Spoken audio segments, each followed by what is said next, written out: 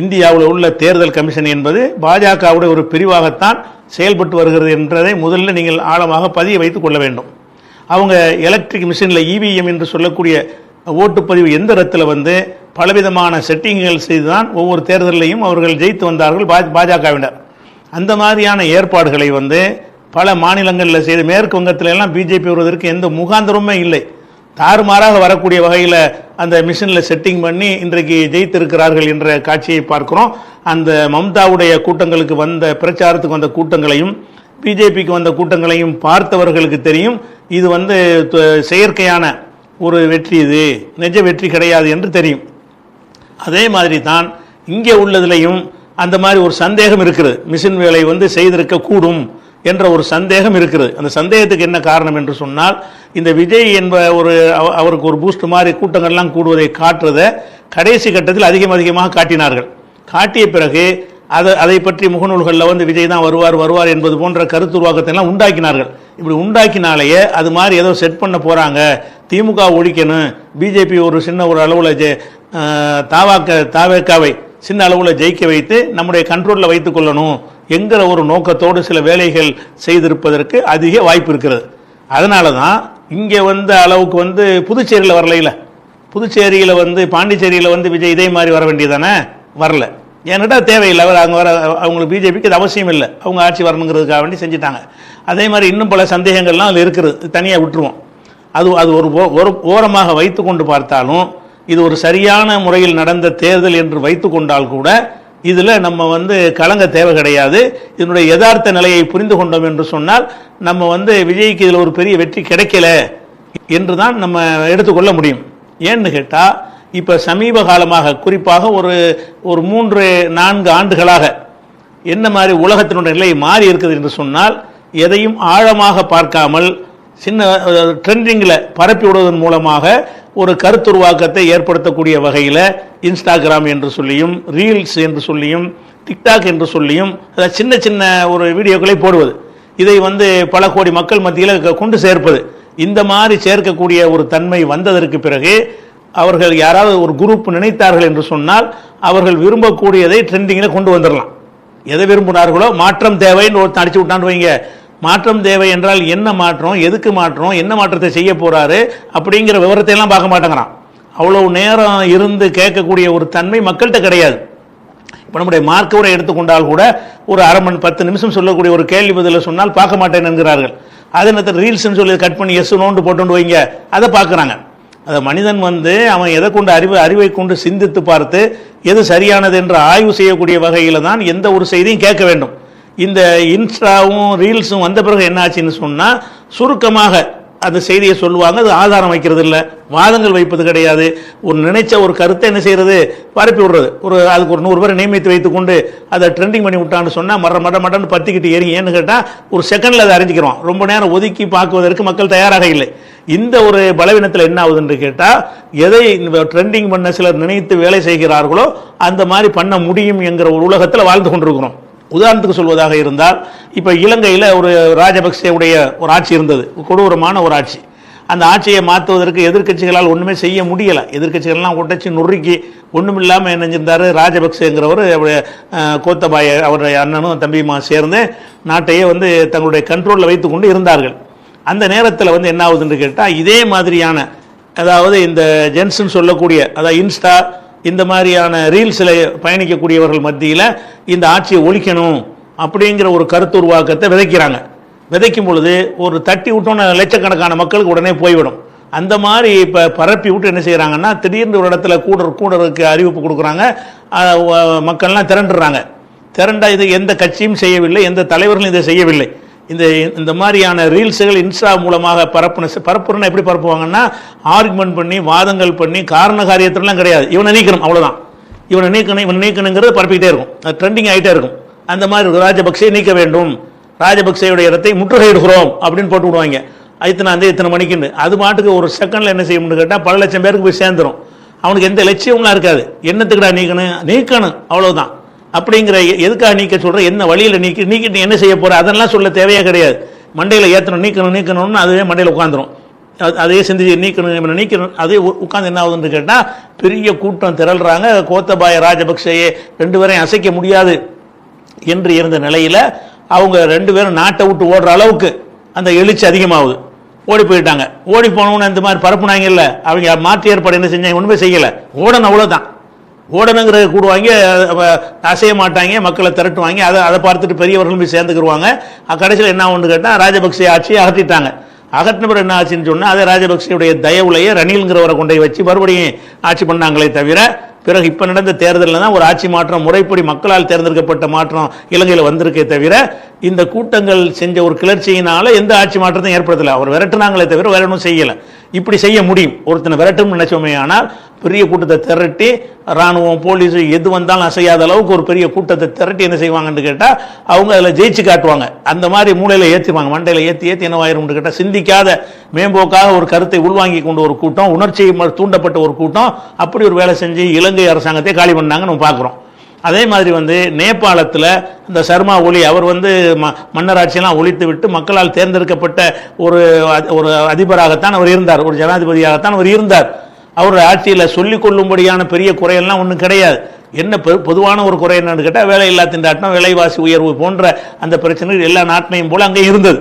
அதை மையமாக வைத்து என்ன செய்கிறாங்கன்னு கேட்டால் அதுக்கு ஒரு குரூப் என்ன செஞ்சாங்கன்னு கேட்டால் அந்த இன்ஸ்டா மூலமாக இந்த மாதிரியான குட்டி குட்டியாக போடக்கூடிய இணையதளங்கள், பெரிய பெரிய ஆர்குமெண்ட்லாம் இருக்காது, வாதங்கள்லாம் இருக்காது, அந்த மாதிரியான கருத்துக்கள் செல்லக்கூடிய குட்டி குட்டி ஊடகங்களை பயன்படுத்தி என்ன செஞ்சாங்கன்னு கேட்டால் இந்த சர்மா ஒலியை அகற்ற வேண்டும் அப்படின்னு பரப்பி விட்டாங்க.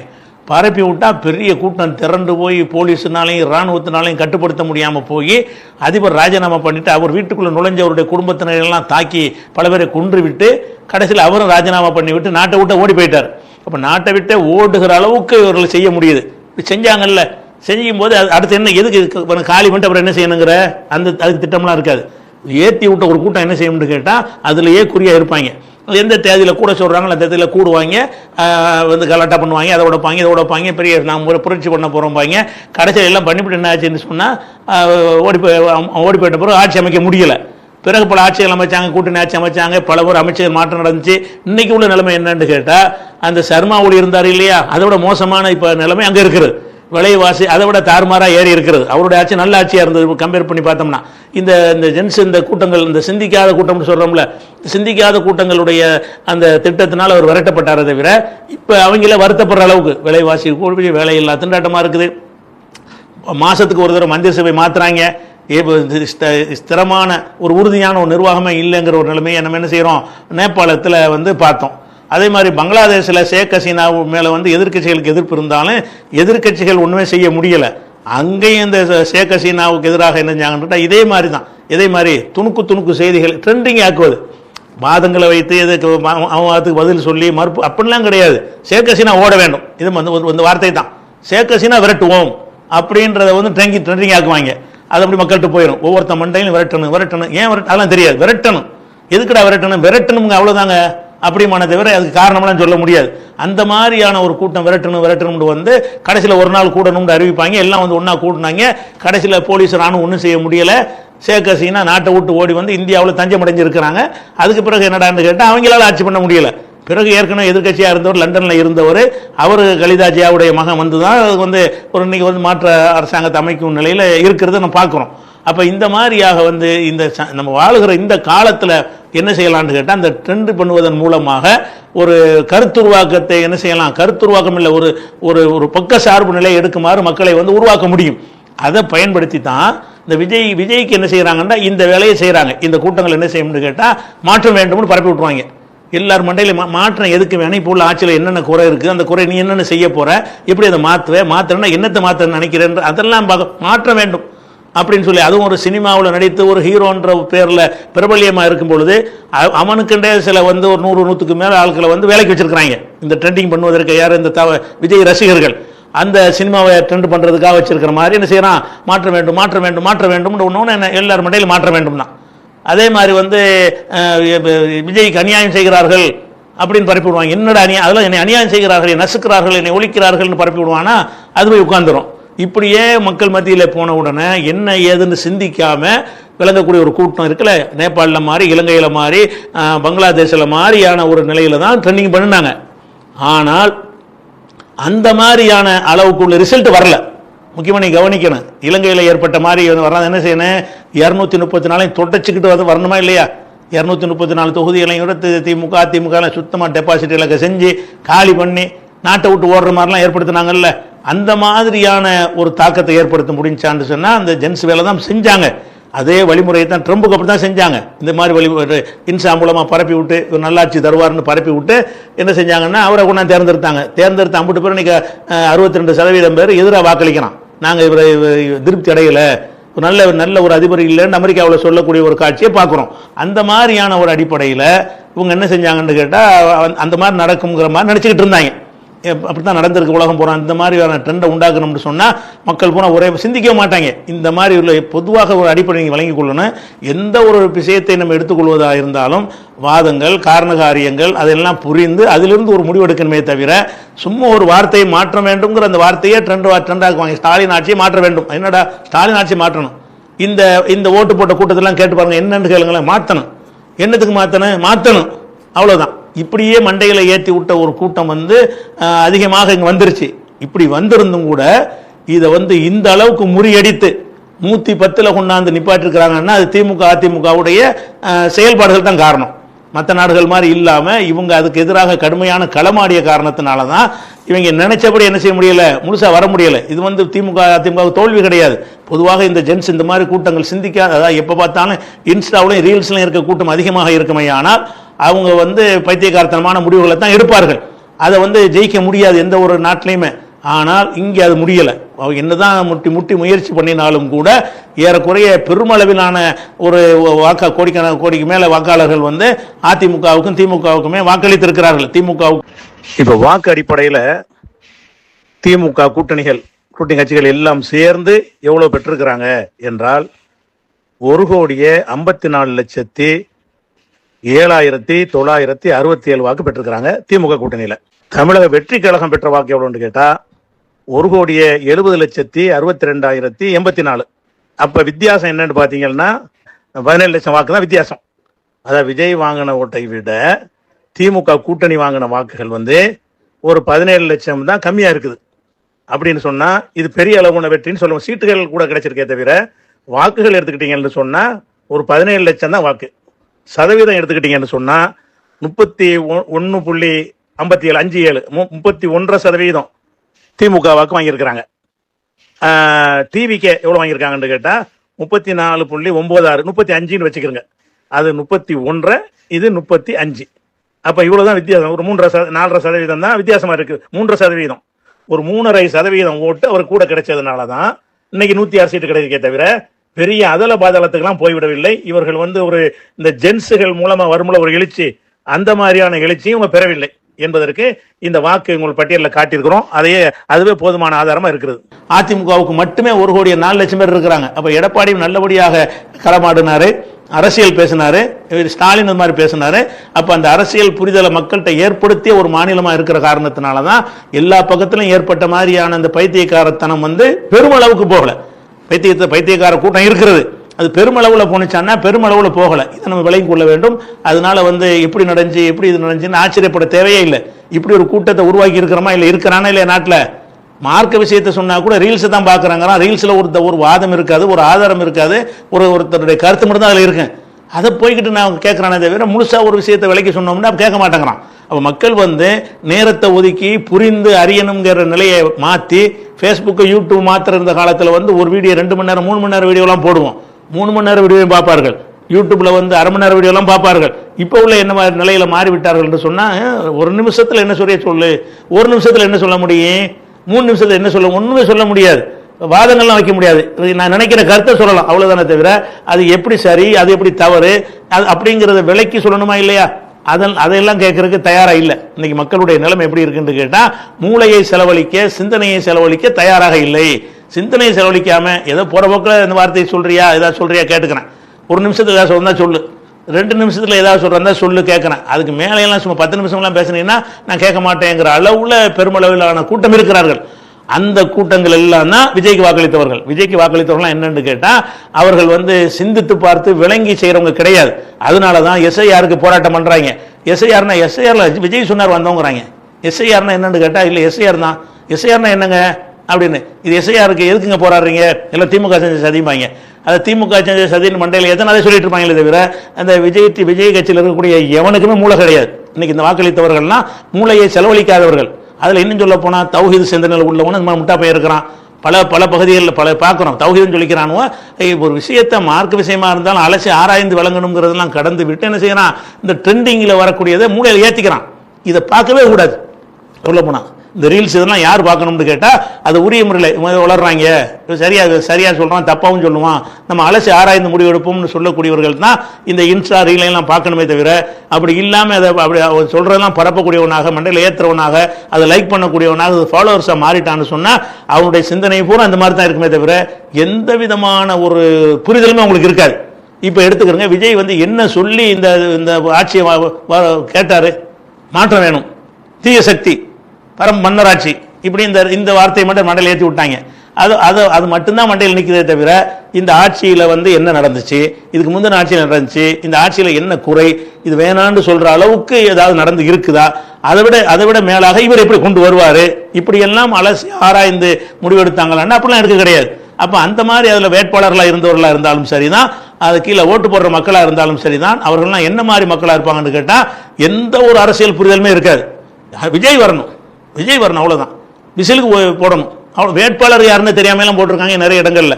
அதனால நம்ம என்ன விளங்கணும்னு கேட்டால் இந்த மாதிரி கிறுக்கு கூட்டங்கள் வேறு வேறு பகுதிகளில் எல்லாம் என்ன மாதிரி செஞ்சாங்களோ அந்த மாதிரி செய்யாம திமுக அதிமுக வந்து தடுத்து நிறுத்திருக்கிறாங்க. ரெண்டையும் சேர்த்திங்கன்னா இதான் மெஜாரிட்டி சொல்ல போனா. திமுக அதிமுகவும் சேர்ந்துச்சின்னு சொன்னா விஜய் வந்து கம்மியாயிருவார். அப்போ அந்த மாதிரி 234 108 போனால் மீதி உள்ளதெல்லாம் இவங்கள்ட்ட இருக்குது. ரெண்டையும் சேர்த்தீங்கன்னா அப்போ ரெண்டு திமுக அதிமுக சேர்த்து பார்த்தீங்கன்னு சொன்னால் அவர் வந்து அதை விட கம்மி, பாதி கீழே தான் இருக்கிறார், பெரிய அளவில் கிடையாது. அப்படிங்கிறத நீங்கள் பார்த்தீங்கன்னு சொன்னால் இதனுடைய காரணம் விளங்கிடும். இது வந்து இப்படி தான் நடக்கும், இந்த மாதிரியான ஒரு கூட்டம் உருவாகி கொண்டே இருக்கிறது.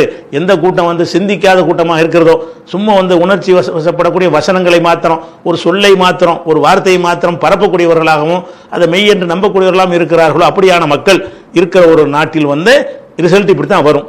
ஆனால் இது வேறு வேறு நாடுகளில், இலங்கையில், நேபாளில் மாதிரி வருவதாக இருந்தால் ஸ்டாலின்ல இருந்து எடப்பாடிலேருந்து 2 பேருமே மாநிலத்தோட ஓடி போகிற அளவுக்கு பெரிய ஒரு புரட்சியே ஏற்பட்டிருக்கணும். அப்படி ஏற்படவில்லை. லகான் போட்டு தடுத்து நிறுத்தி இந்த கூட்டங்களுக்கு உரிய மக்களை தனியாக பிரித்து எடுத்து, சிந்திக்கிற மக்களை தனியாக பிரித்து எடுத்து நினைஞ்சிருக்கிறாங்க, வென்றெடுத்திருக்கிறார்கள் என்ற வகையில் இது வந்து திமுக அதிமுக கட்சிகளுக்கு கிடைத்த ஒரு வெற்றின்னு சொல்லணுமே தவிர இதுக்கு களங்கம்லாம் தேவை கிடையாது. வேறு வேறு மாநிலங்களில் மாதிரி வேறு வேறு நாடுகளில் நடந்த மாதிரி இது நடப்பதாக இருந்தால் இவங்க காணாமல் போயிருப்பாங்க. அப்படி வர முடியலை என்பதை ஃபர்ஸ்ட் என்ன செய்யணும், நம்ம விளைவிக்கணும். அதே மாதிரி வந்து சில கென்யாங்கிற நாட்டில் என்ன செஞ்சாங்கன்னா இதே மாதிரி அவங்க வந்து வரியை கொஞ்சம் அதிகம் போட்டாங்க. உடனே வரியை ஒழிக்கணும்னு ஒரு டெண்டர் ஆக்கி விட்டாங்க. உடனே கூட்டம் திரண்டா கென்யா அரசனால் அடக்கவும் முடியல, பெருங்கூட்டம் திரண்டு போச்சு. கடைசியில் கென்யா அரசாங்கம் என்ன பண்ணுச்சு, வரி போடுறதுங்கிற அந்த கொள்கையை கைவிட்டாங்க. நான் கைவிட்டோன்னு சொல்ற அளவுக்கு ஆக்குனாங்க. அப்படி என்ன வரி அது கேட்டீங்கன்னு ஒன்று விளங்காது. என்ன வரிடா போட்டாங்க, எதுக்குற வரி கூட போட்டாங்கன்னு அதெல்லாம் வரியை குறைக்கணும், அவ்வளோதான். என்ன வரிடா குறைக்கணும், வரியை குறைக்கணும், இது திருப்பி இவ்வளோதான் சொல்லுவாங்களே தவிர ஏன்னா அவ்வளோதான் போடப்பட்டுச்சு. அவங்களுக்கு அந்த ரீல்ஸ் மூலமாக, இன்ஸ்டா மூலமாக, டிக்டாக் மூலமாக, இந்த மாதிரியான குட்டி குட்டி இணையதளங்கள் மூலமாக அவனுக்கு போடப்பட்ட கருத்து என்னன்னு கேட்டால் வரியை குறைக்கணும் மட்டும்தான். என்ன வரி, ஏன் குறைக்கணும், எதுக்கு இந்த வரியை போட்டாங்க அப்படிங்கிற குறைக்காட்டி என்னென்ன கேடுகள் ஏற்படும் அவன்கிட்ட போய் கேட்டிங்கன்னா இவனுக்குமே தெரியாது. வரியை குறைக்கணும்னு கூட்டம் வந்துட்டோம்பாங்க. அவங்க ஒரு கூட்டமாக சேர்ந்து அரசாங்கத்தினுடைய பாலிசியை மாற்றினாங்க. அதே மாதிரி இந்தோனேசியாவில் வந்து ஒரு அரசியல் சீர்திருத்தம் பண்ணணும் அப்படிங்கிற மாதிரி ஒரு நிலைப்பாடை எடுத்து அறிவித்த உடனே இதே மாதிரி அரசியல் சீர்திருத்தத்தை எதிர்க்க வேண்டும் அப்படின்னு பரப்பி விட்டாங்க. பெரும் கூட்டம் திரண்டு போய் என்ன ஆச்சுன்னா இந்தோனேசியா அரசாங்கம் வந்து இல்லை நாங்கள் சீர்திருத்தம் பண்ணணும்னு கைவிட்டாங்க. இந்த கூட்டங்கள்லாம் எப்படி இருக்கும்னு கேட்டால் பெரிய அலையாக திரண்டு வரும். அந்த அலைக்கு முன்னாடி இராணுவம், போலீஸ் எதுவுமே நிற்க முடியாத அளவுக்கு திரண்டு போய் வரும். அப்படி வந்து என்ன ஆகும்னு கேட்டால் ஒரு அரசாங்கம் செய்ய நினைச்ச ஒன்றையே மாற்றுற அளவுக்கு அவங்களுக்கு செய்ய முடியும். ஏன்னு கேட்டால் சிந்தனை இல்லாத கூட்டம், அவனுக்கு அறிவு கிடையாது, ஒன்றும் கிடையாது, அடிப்பான வெட்டுமான துப்பாக்கி அது மாதிரிலாம் கவலை கிடையாது அப்படின்னு நிற்கக்கூடிய ஒரு கூட்டமாக இருப்பாங்க. மூளை இல்லாதனால விளைவை பற்றி யோசிக்க மாட்டாங்க. அப்படியான ஒரு கூட்டங்கள் வந்து என்ன செஞ்சுருக்காங்கன்னா பல சாதனைகள் பண்ணி இருக்கிற காட்சியை பார்க்கணும். அதனால வந்து இந்த ஒரு விஷயத்தை நீங்கள் சிந்திச்சு பார்த்தீங்கன்னு சொன்னால் இது ஒரு ஆச்சரியப்படுற ஒரு விஷயம் கிடையாது. இன்னும் சொல்ல போனால் இந்த ஜென்ஸ் கூட்டத்துக்கு வந்து அடி விழுந்துருச்சுன்னு தான் சொல்லணும், மரண அடி தான் விழுந்திருக்கு. ஏன்னா மைனார் அதிக இடத்துல ஜெயிச்சிருக்கான்னு சொல்லி எல்லாமே தவிர அதிகமான மக்களுடைய பாதிக்கு மேற்பட்ட மக்களுடைய ஆதரவு கிடைக்கவில்லை. பாதிக்கு மேற்பட்ட மக்கள் வந்து எதிரான நிலையில இருக்கிறார்கள் என்று விளங்கிக் கொள்ளணும். இதனால தான் என்ன செஞ்சாங்கன்னு கேட்டால் ஆஸ்திரேலியா, பிரான்ஸு, இத்தாலி இந்த நாடுகள்ல எல்லாம் அதாவது 16 வயசுக்கு கீழே உள்ளவர்கள் வந்து இந்த இணையதளங்களை பயன்படுத்தக்கூடாதுன்னு தடை வச்சிருக்கிறாங்க. முன்னேறிய நாடுகள் இந்த சின்ன பயல்களுக்கு ஒன்றும் தெரியாத பயல்களுக்கு போய் மண்டையில் ஏற்றி விட்டுறாங்க, அதை ட்ரெண்ட் ஆக்கி விட்டுறாங்க, அதை கேட்டுக்கிட்டு பலவிதமான தப்பான முடிவுகளும் எடுத்துறாங்க, தற்கொலை பண்ணிக்கிறாங்க, அரசியல்னு சொல்லிட்டு என்னத்தையாவது செஞ்சிடறாங்க அப்படின்னு உணர்ந்து என்ன செய்யறாங்கன்னா முற்போக்காக இருக்கக்கூடிய ஆஸ்திரேலியா, பிரான்ஸ், இத்தாலி போன்ற நாடுகள்ல எல்லாம் 16 வயசுக்கு கீழே உள்ளவனுக்கு நெட் யூஸ் பண்ணவே கூடாது. வயசு ஏஜ் ப்ரூஃப்லாம் கொடுத்த பிறகு அது கிடைக்க முடியுமே தவிர இருக்குது. அமெரிக்காவில் கூட ஓரளவுக்கு அங்கேயும் கண்ட்ரோல் பண்ணியிருக்கிறாங்க. பெற்றோருடைய சம்மதத்தோடு தான் எல்லாம் கொடுப்பாங்க. இன்டர்நெட் கொடுக்கறதா இருந்தாலே பெற்றோர் சம்மதத்தோடு தான் இருக்கும், பெற்றோர் கண்காணிப்பில் இருக்கும். அவங்க என்ன செய்கிறாங்கலாம் பெற்றோர் பார்க்குற அளவுக்கு உள்ள ஏற்பாடோடு தான் அமெரிக்காவோட அனுமதிச்சிருக்கிறாங்க. ஏன் அப்படி செய்கிறாங்கன்னு கேட்டால் இந்த சின்ன பசங்க கொஞ்சம் அதிகமாக இதில் வந்து விழுந்துருவாங்க. 18 கீழே உள்ள ஆளுக்கு என்ன செய்வாங்கன்னு கேட்டால் எதுவுமே விளங்காது. அவனுக்கு அந்த வார்த்தை மட்டும்தான் நிற்கும், விஜய் அண்ணா விஜய் அண்ணா, அவ்வளோதான். இதுதான் நிற்குமே தவிர எதுவுமே நிற்காது. அதனால நான் பொண்டாட்டி கூட இருக்கிறமேலாம் சொல்கிற ஒரு பொம்பளை சொல்கிறேன், அதுக்கெல்லாம் என்ன காரணம்? மண்டையில் ஏறி போச்சு, அவ்வளோதான். அது ஒன்று தான் தெரியுமே தவிர வேறு எதுவுமே தெரியாது. அப்படிலாம் வரக்கூடாது என்பதற்காகத்தான் முன்னேறிய நாடுகளில் எல்லாம் இதை பயன்படுத்தக்கூடாதுன்னு தடுத்திருக்கிறாங்க. என்ன காரணம்? இந்த இணையதளங்களில் உள்ள பெரிய பெரிய விஷயங்களை விரிவாக சொல்கிறாங்களே, அதுக்காக வேண்டி செய்யலை. இந்த குட்டி குட்டியாக போட்டு பரப்பி விட்றாங்க இல்லை, ஏதாவது உணர்ச்சியை தூண்டக்கூடிய வகையில், ஏதாவது ஷார்ட் மெசேஜ், ஷார்ட் நியூஸ் மாதிரி இந்த மாதிரியான செய்திகள் மூலமாகத்தான் மக்களை ஈர்க்கிறாங்க. அது ஷார்ட் நியூஸ் மூலமாக ஈர்க்கப்பட்டவனுக்கு என்ன இருக்காது, விவரம் இருக்காது. அந்த எந்த கருத்தை சொல்லி ஈர்க்கப்படுறானோ அதை நோக்கி ஓடுவானே தவிர ஏன் ஓடுறானோ அவனுக்கு தெரியாது. பெரும் கூட்டம் இருக்குதா, கூட்டம் சேர எல்லாம் சேர்த்துட்டே இருப்பானோ. ஒரு 500 ரூபாய் சேர்த்துட்டான்னு வைங்களேன், கொஞ்சம் நாள் 2000 ஆயிரும். என்ன 500 இருக்கிறத பார்த்துட்டு 2000 பேர் சேருவாங்க. 2000 பேர் இருக்கிறான்னு வைங்களேன், அது வந்து 20,000 போயிடும், 2 லட்சமாக போயிடும், 2 கோடியாக போயிடும். அப்போ அத்தனை பெரிய மக்கள் மத்தியில் என்ன செய்யலாம், இதை ட்ரெண்டிங் பண்ணி கொண்டு போயிட முடியும் அப்படிங்கிற ஒரு விஷயத்தை நம்ம பார்க்குறோம். அதனால இந்த எலெக்ஷனுடைய ரிசல்ட் வந்து நம்ம பெருசாக வந்து அழட்டிக்கிற தேவையே கிடையாது. நம்ம செய்ய வேண்டிய வேலையை நம்ம செஞ்சுட்டோம். இந்த அளவுக்கு அதை மீறி நின்று ஓரளவுக்கு தாக்கு பிடிச்சிருக்கிற வகையில் நம்ம சந்தோஷம் தான் பட்டுக்கிறணுங்கிறத ஃபஸ்ட்டு விளைவிக்கணும் ஒன்று. ரெண்டாவது வந்து இப்போ வந்து ரிசல்ட்டுக்கு வருவோம். முதல்ல ஆட்சி அமைக்கிற அளவுக்கு ஒரு வெற்றி பெற முடிஞ்சா? தமிழ்நாட்டில் ஒருத்தர் முதலமைச்சராக வரணும், ஆட்சி அமைக்கணும்னு சொன்னால் தமிழ்நாட்டில் உள்ள மொத்த தொகுதி 234. 234ல் பாதிக்கு மேலே வாங்குறவங்க தான் ஆட்சி அமைக்க முடியும். 234 தொகுதிகளில் பாதிங்கிறது 117. 117 மட்டும் பத்தாது, மெஜாரிட்டிக்காக வேண்டி இன்னொன்று இருக்கணும் 118. அப்போ 118 இருந்தால்தான் ஒருத்தருக்கு வந்து ஆட்சி அமைக்கவே முடியும். இவருக்கு கிடைச்சது 107 தான். தேவை வந்து 118 வேணும். 118க்கு இவர் கிடைச்சிருக்கிறது வந்து 7 தான் கிடைச்சிருக்கிறது. அது போக வந்து இவர் வந்து 2 தொகுதியில் போட்டிட்டு இருக்கிறார். அது ஒன்று, அது கணக்கில் வராது, ஒன்று ராஜினாமா பண்ணி ஆகணும். அப்படிங்கும்போது இவர் 106 தான் இப்போ இருக்கிறவர்கிட்ட, இப்போதைக்கு வந்தவர்கிட்ட இருக்கிறது வந்து இப்போ திருச்சியில் வந்து ராஜினாமா பண்ணிடுவார். இங்கே சென்னையில் வச்சுக்கிட்டு ஏதோ ஒன்று 2ல் 1 ராஜினாமா பண்ணிடுவார்னு வைங்களேன். ராஜினாமா பண்ணிங்கன்னா அது இன்றைக்கி தேர்தல் நடக்காது, அது 6 மாதத்தில் ஆகும், டைம் கிடைச்சது தேர்தல் நடக்கும், அந்த இடம் காலியாக இருக்கும். அப்போ இருக்கிறது வந்து 233 பேர் தான் இருக்கிறாங்க. அப்படின்னு சொல்லக்கூடிய நேரத்தில் இவர்கிட்ட இருக்கிறது அந்த கணக்குப்படி பார்த்தீங்கன்னா 107ங்கிறது இப்போ 106 ஆயிரும். 106 இருந்துச்சுன்னா உன்னை எவ்வளோ வேணும்? 118க்கு 12 வேணும். அது போக வந்து சபாநாயகர் ஒரு ஆள் கழிச்சிருவாங்க. சபாநாயகர் பொதுவான வாக்களிப்பில் கலந்து கொள்ள முடியாது, சபாநாயகர் ஓட்டு போட முடியாது. அவர் ஒரு ஆளை கழிச்சிட்டீங்கன்னு சொன்னால் அப்போ என்ன ஆயிரும்னு கேட்டால் இன்னும் ஒன்று தேவைப்படும், 119 தேவைப்படும். அப்போ 119 தேவைப்படக்கூடிய நேரத்தில் வந்து இவருக்கு இருக்கிறது 106 தான். 106 தான், 13 இடம் காலியாக இருக்குது. இப்போ வந்து அவருக்கு இப்போ ஆட்சி அமைக்க இயலாது. இப்போ அவர் ஜெயிச்சிருக்கிற இந்த ஒரு நம்பரை வைத்துக்கொண்டு முதல்வர் ஆக முடியுமானா ஆக முடியாது.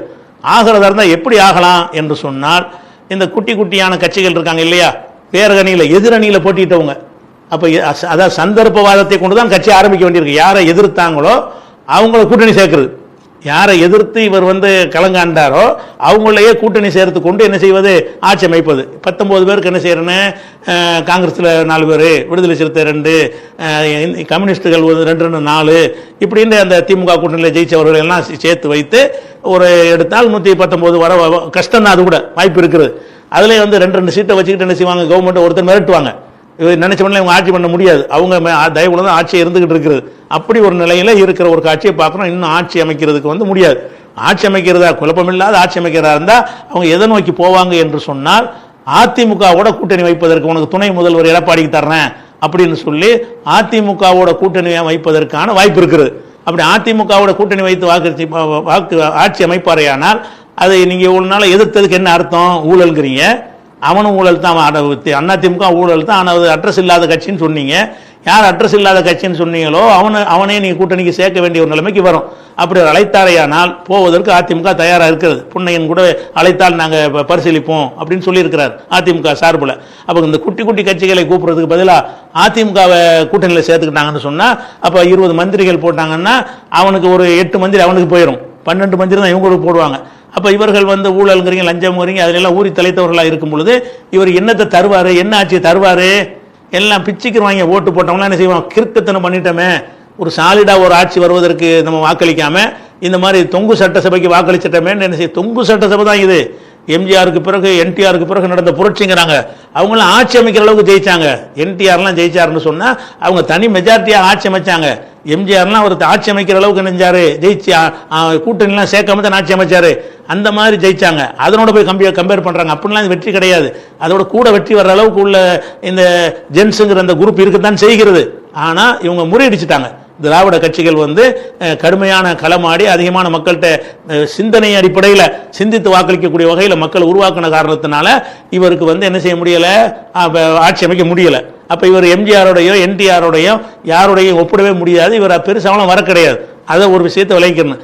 அப்போ அதிமுகவோட கூட்டணி வைத்தீங்கன்னு சொன்னால் இவ்வளவு நாள் நீங்கள் பேசின கருத்தெல்லாம் என்ன, அப்போ சிந்திப்பானுவோம். இந்த ஓட்டு போட்டவங்களாம் என்னடா இவங்கெல்லாம் ஊழல்னு சொன்னோம், எடப்பாடியை ஊழல்னு சொன்னோம், எடப்பாடியை போய் கல்வி மந்திரி ஆக்கிட்டார, அதோ மந்திரி கொடுப்பீங்கல்ல அப்படிங்கிற மாதிரி துணை முதல்வர் கூட கேட்பார். அவர் வாய்ப்பு இருக்கவனுங்க கூட்டணி வைத்தீங்கன்னு சொன்னால் அதிமுகவுக்கு துணை முதல்வர் கொடுங்க அப்படின்னு கேட்பார். அப்போ துணை முதல்வர் கொடுத்தீங்கன்னு சொன்னால் இது அதிமுக ஆட்சியாகத்தான் திரும்பவும் மாறும். அப்போ எதை நீங்கள் மாற்றம் செய்ய போய், இது மாற்றம் கிடையாது, நீங்கள மாறுறீங்க, அப்படி தான் வரப்போகுது. அது இல்லாமல் ஆட்சி அமைக்க முடியாது. அதில் குட்டி குட்டி கட்சிகளை சேர்த்து கொண்டு நீங்கள் ஆட்சி அமைச்சிங்க என்று சொன்னால் ஒரு கட்சிக்காரன் ஏதாவது முறுகிட்டு போயிட்டானா ஆட்சி கவுந்து போயிடும். அப்படியான ஒரு நிலைமை இருக்கிற ஒன்றையும் பார்க்குறோம். அதனால இன்னும் ஆட்சி அமைக்கிறது எப்படின்னு தெரியல. எந்தெந்த கட்சியோட காங்கிரஸோட பேசுகிறாங்க, அதோட பேசுகிறாங்கலாம் தெரியுது. இதெல்லாம் ரிஸ்கான காரியம்னு உங்களுக்கே தெரியுது. அது போக விஜயோட போய் இருக்கிற ஆட்கள்லாம் இருக்காங்கல்ல, விஜயோட பக்கத்தில் இருக்கிற ஆள்லாம் எடுத்துக்கிட்டீங்கன்னு சொன்னால் லஞ்சம் ஊழல் விஷயத்துல எல்லாம் எல்லாத்தையும் தூக்கி சாப்பிடக்கூடிய ஒரு ஆளுக்கு தான் கூட இருக்கிறாங்க. செங்கோட்டையன் இருக்கிறாரு, ஊழலுக்காக தண்டிக்கப்பட்ட ஒரே ஆள் அவர் தான், அவரை பக்கத்தில் வச்சிருக்கிறாரு. ஆதவர்ஜனா கள்ள லாட்ரி சீட்டு அடித்து சம்பாரிச்சவர், லாட்ரி சீட்டுன்னு பொய்யை அடித்து மக்கள்கிட்ட இவனை அடித்து இவனே செஞ்சது குழுக்கள்லாம் போடாமல் அந்த மாதிரி தடை செய்யப்பட்ட லாட்டரி மூலமாக சம்பாதிச்சால் தான் யாரும் இன்னைக்கு தொழில் நடத்திக்கிட்டு இருக்கிறாள் தான் பல ஆயிரம் கோடிக்கு அதிபராக இருக்கக்கூடிய ஆதவர்ஜனா. இவர்கள்லாம் பக்கத்தில் வைத்துக்கொண்டு என்னாச்சு தருவார். இவர் ஒரு விவரம் கெட்ட ஆள், உதவிக்கு அவ்வளோ மூலையிலையும் கிடையாது. இவங்க எல்லாம் அல்வா கொடுத்துட்டு போயிடுவாங்க. கூட இருக்கிற 50 பேர் என்ன செய்வாங்க, ஏமாத்திட்டு அம்புட்டையும் சொல்லிட்டு போயிடுவாங்க. இவர் வாட்டுக்கு உட்காந்துட்டு இருப்பார், ஒரு இளவும் தெரியாது. அந்த காலத்தில் மந்திரிகள்கிட்ட மன்னர் கேட்பாராம், மாதம் கரெக்டாக மழை பெய்யுதாண்டு, அப்படி தான் உள்ளே உட்காந்துக்குருவாங்க. வெளியில் என்ன நடக்குன்னு தெரியாது. மந்திரியே மாதம் மும்மாரி மழை பொழிகிறதா அப்படின்ட்டு கலைஞர் கூட ஒரு வசனம் எழுதியிருப்பார். அந்த மாதிரி மந்திரிகள்கிட்ட போய் மழை எப்போ வந்துச்சான்னு கேட்டு தெரிகிற அளவுக்கு இருப்பாங்கல்ல, அந்த ரேஞ்சில் தான் விஜய் இருப்பாரே தவிர அவருக்கு தூரும் தெரியாது, தலைப்பும் தெரியாது, ஒரு வாதமும் தெரியாது, ஒரு கல்விண்டா என்னன்னு தெரியாது, பொருளாதாரம் என்னன்னு தெரியாது, எந்த ஒரு நாலேஜும் இல்லாத ஒரு ஆள் சும்மா ட்ரெண்டிங்கில் உட்கார வச்சுப்பிட்டீங்க.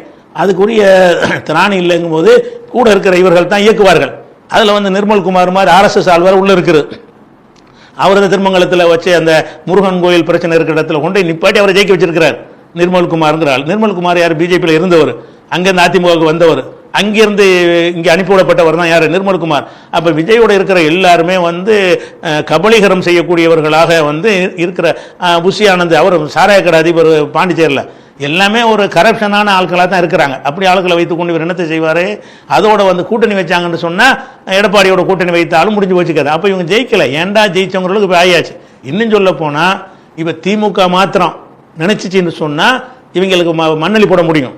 திமுக நாங்கள் எடப்பாடியை வெளியிலிருந்து ஆதரிக்கிறோம் ஒரு வார்த்தை சொன்னால் போதும், முடிஞ்சு வச்சு ஒரு பிரதமர் முதல்வர் ஆக முடியாது. திமுக நாங்கள் கூட்டணி சேர முடியாது, இவனுக்கு ஒரு பரவாயில்லை அப்படின்னு நினைத்து திமுகவில் இருந்து நாங்கள் வெளியிலிருந்து அதிமுகவை ஆதரிப்போம். இந்த மாதிரி சிந்தனையற்ற கூட்டம் வருவதை விட இது பரவாயில்லைன்னு சொல்லி ஒரு அறிவிப்பு, கூட்டணி சேர முடியாது உங்களால், ஆனால் நீங்கள் ஆட்சியில் இருங்க, உங்களுக்கு நாங்கள் வெளியேருந்து ஆதரவு தருவோம், நம்பிக்கையில்லா தீர்மானம் வரும்போது மட்டும் உங்களுக்கு சப்போர்ட்டாக இருப்போம், மற்ற விஷயங்கள் நான் எதிர்க்கட்சியாக செயல்படுவோம் அப்படிங்கிற மாதிரி திமுக ஒரு ஸ்டாண்ட் எடுத்தாங்கன்னு சொன்னால் அதனை அவங்க யோசிக்கவும் செய்யலாம். எப்படி இவங்களோட நம்ம களமாட முடியாது, ரவுடித்தனம் பண்ணுவாங்க, அடித்தடி அதான் செய்கிறாங்க, சட்டசபையில் தான் பண்ணுவாங்க, இவங்களோட நம்ம களமாட முடியாது நினைத்து கொண்டு திமுகவில் இப்படி ஒரு முடிவு எடுத்தார்கள்னு சொன்னால் முடிவு வச்சுக்கதை, நீ ஜெயிச்சு ஒன்றும் இல்லை, இருக்கிறவன்லாம் துண்டக்கான துணியக்கான ஓடி போயிடுவாங்க. கொஞ்ச நாளில் மக்களுக்கு தெளிவடைஞ்சிருவாங்க, இவர் நினைக்கிற அளவுக்கு ஒரு ஆட்சி அமைக்கிற அளவுக்கு வரல, இவர் ஜெயிப்பு கூட நம்பர் வந்தார்னு சொல்றமே தவிர ஆட்சி அமைக்கிறவங்களுக்கு வர முடியல இவரால அப்படின்னு தெரிஞ்சிருச்சுன்னு சொன்னா அதுல வந்து இன்னும் சொல்ல போனா ஓட்டு போட்டவங்க இப்ப கவலைப்படுவான், ஏன்டா போட்ட முடியும், இப்பவே கவலைப்பட ஆரம்பிச்சிருப்பாங்க. அந்த மாதிரியான ஒரு நிலை இருக்கிறதுனால இவர் ஆட்சி அமைக்கிறதே வந்து உறுதியற்றது. முதல்ல தெரிஞ்சுக்கிறங்க, இவர் ஆட்சி அமைச்சாலும் நிக்க மாட்டா, நிக்காது. ஏன் சில்லற கட்சியை வச்சு பண்ணான்னு வைங்க, அந்த சில்லற கட்சியை வச்சு பண்ணும் பொழுது அதில் வந்து கவர்னர் என்ன ஒப்புதல் பண்ண விஷயங்கள்லாம் இருக்குல்ல, கவர்னர் கண்ட்ரோலில் வச்சுக்கிட்டு இப்படி எடப்பாடி ஆட்சி படைச்சாங்களோ அதே மாதிரி இவர் வந்து ஆட்சி படைப்பாங்க. தனி மெஜாரிட்டி இல்லையில, மைனாரிட்டியாக இருக்கிறீங்க, மைனாரிட்டியாக இருந்தாலும் பரவாயில்லை, நாங்கள் உங்களுக்கு சப்போர்ட் பண்ணிக்கிறோம்.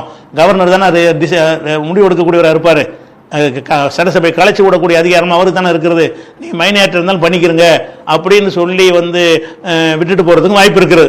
பல வாய்ப்பு இருக்குது. இவர் கூப்பிட்டு ஆட்சி அமைக்க சொல்லுவாங்க, ஆட்சி அமைச்சு நீங்கள் ஒரு 3 மாதத்துக்குள்ள மெஜாரிட்டியை உண்டாக்குங்க, மெஜாரிட்டியை காட்டுங்கன்னு சொல்லுவாங்க. அந்த நேரத்தில் மெஜாரிட்டி காட்டுறதுங்கிறது இவங்களோட ஆதரவு தான் காட்ட முடியும். அல்லது இவராகவே சில கூட்டணிகளை சேர்த்து கொண்டு இவ்வளவு பேர் எங்களுக்கு ஆதரவாக இருக்காங்கன்னு கவர்னரை சந்தித்து சொன்னார்களே, ஆனால் அப்போ ஆட்சி அமைக்க அழைப்பார். எப்படி இருந்தாலும் இவர் தனிச்சு ஆட்சி அமைக்க இயலுமா?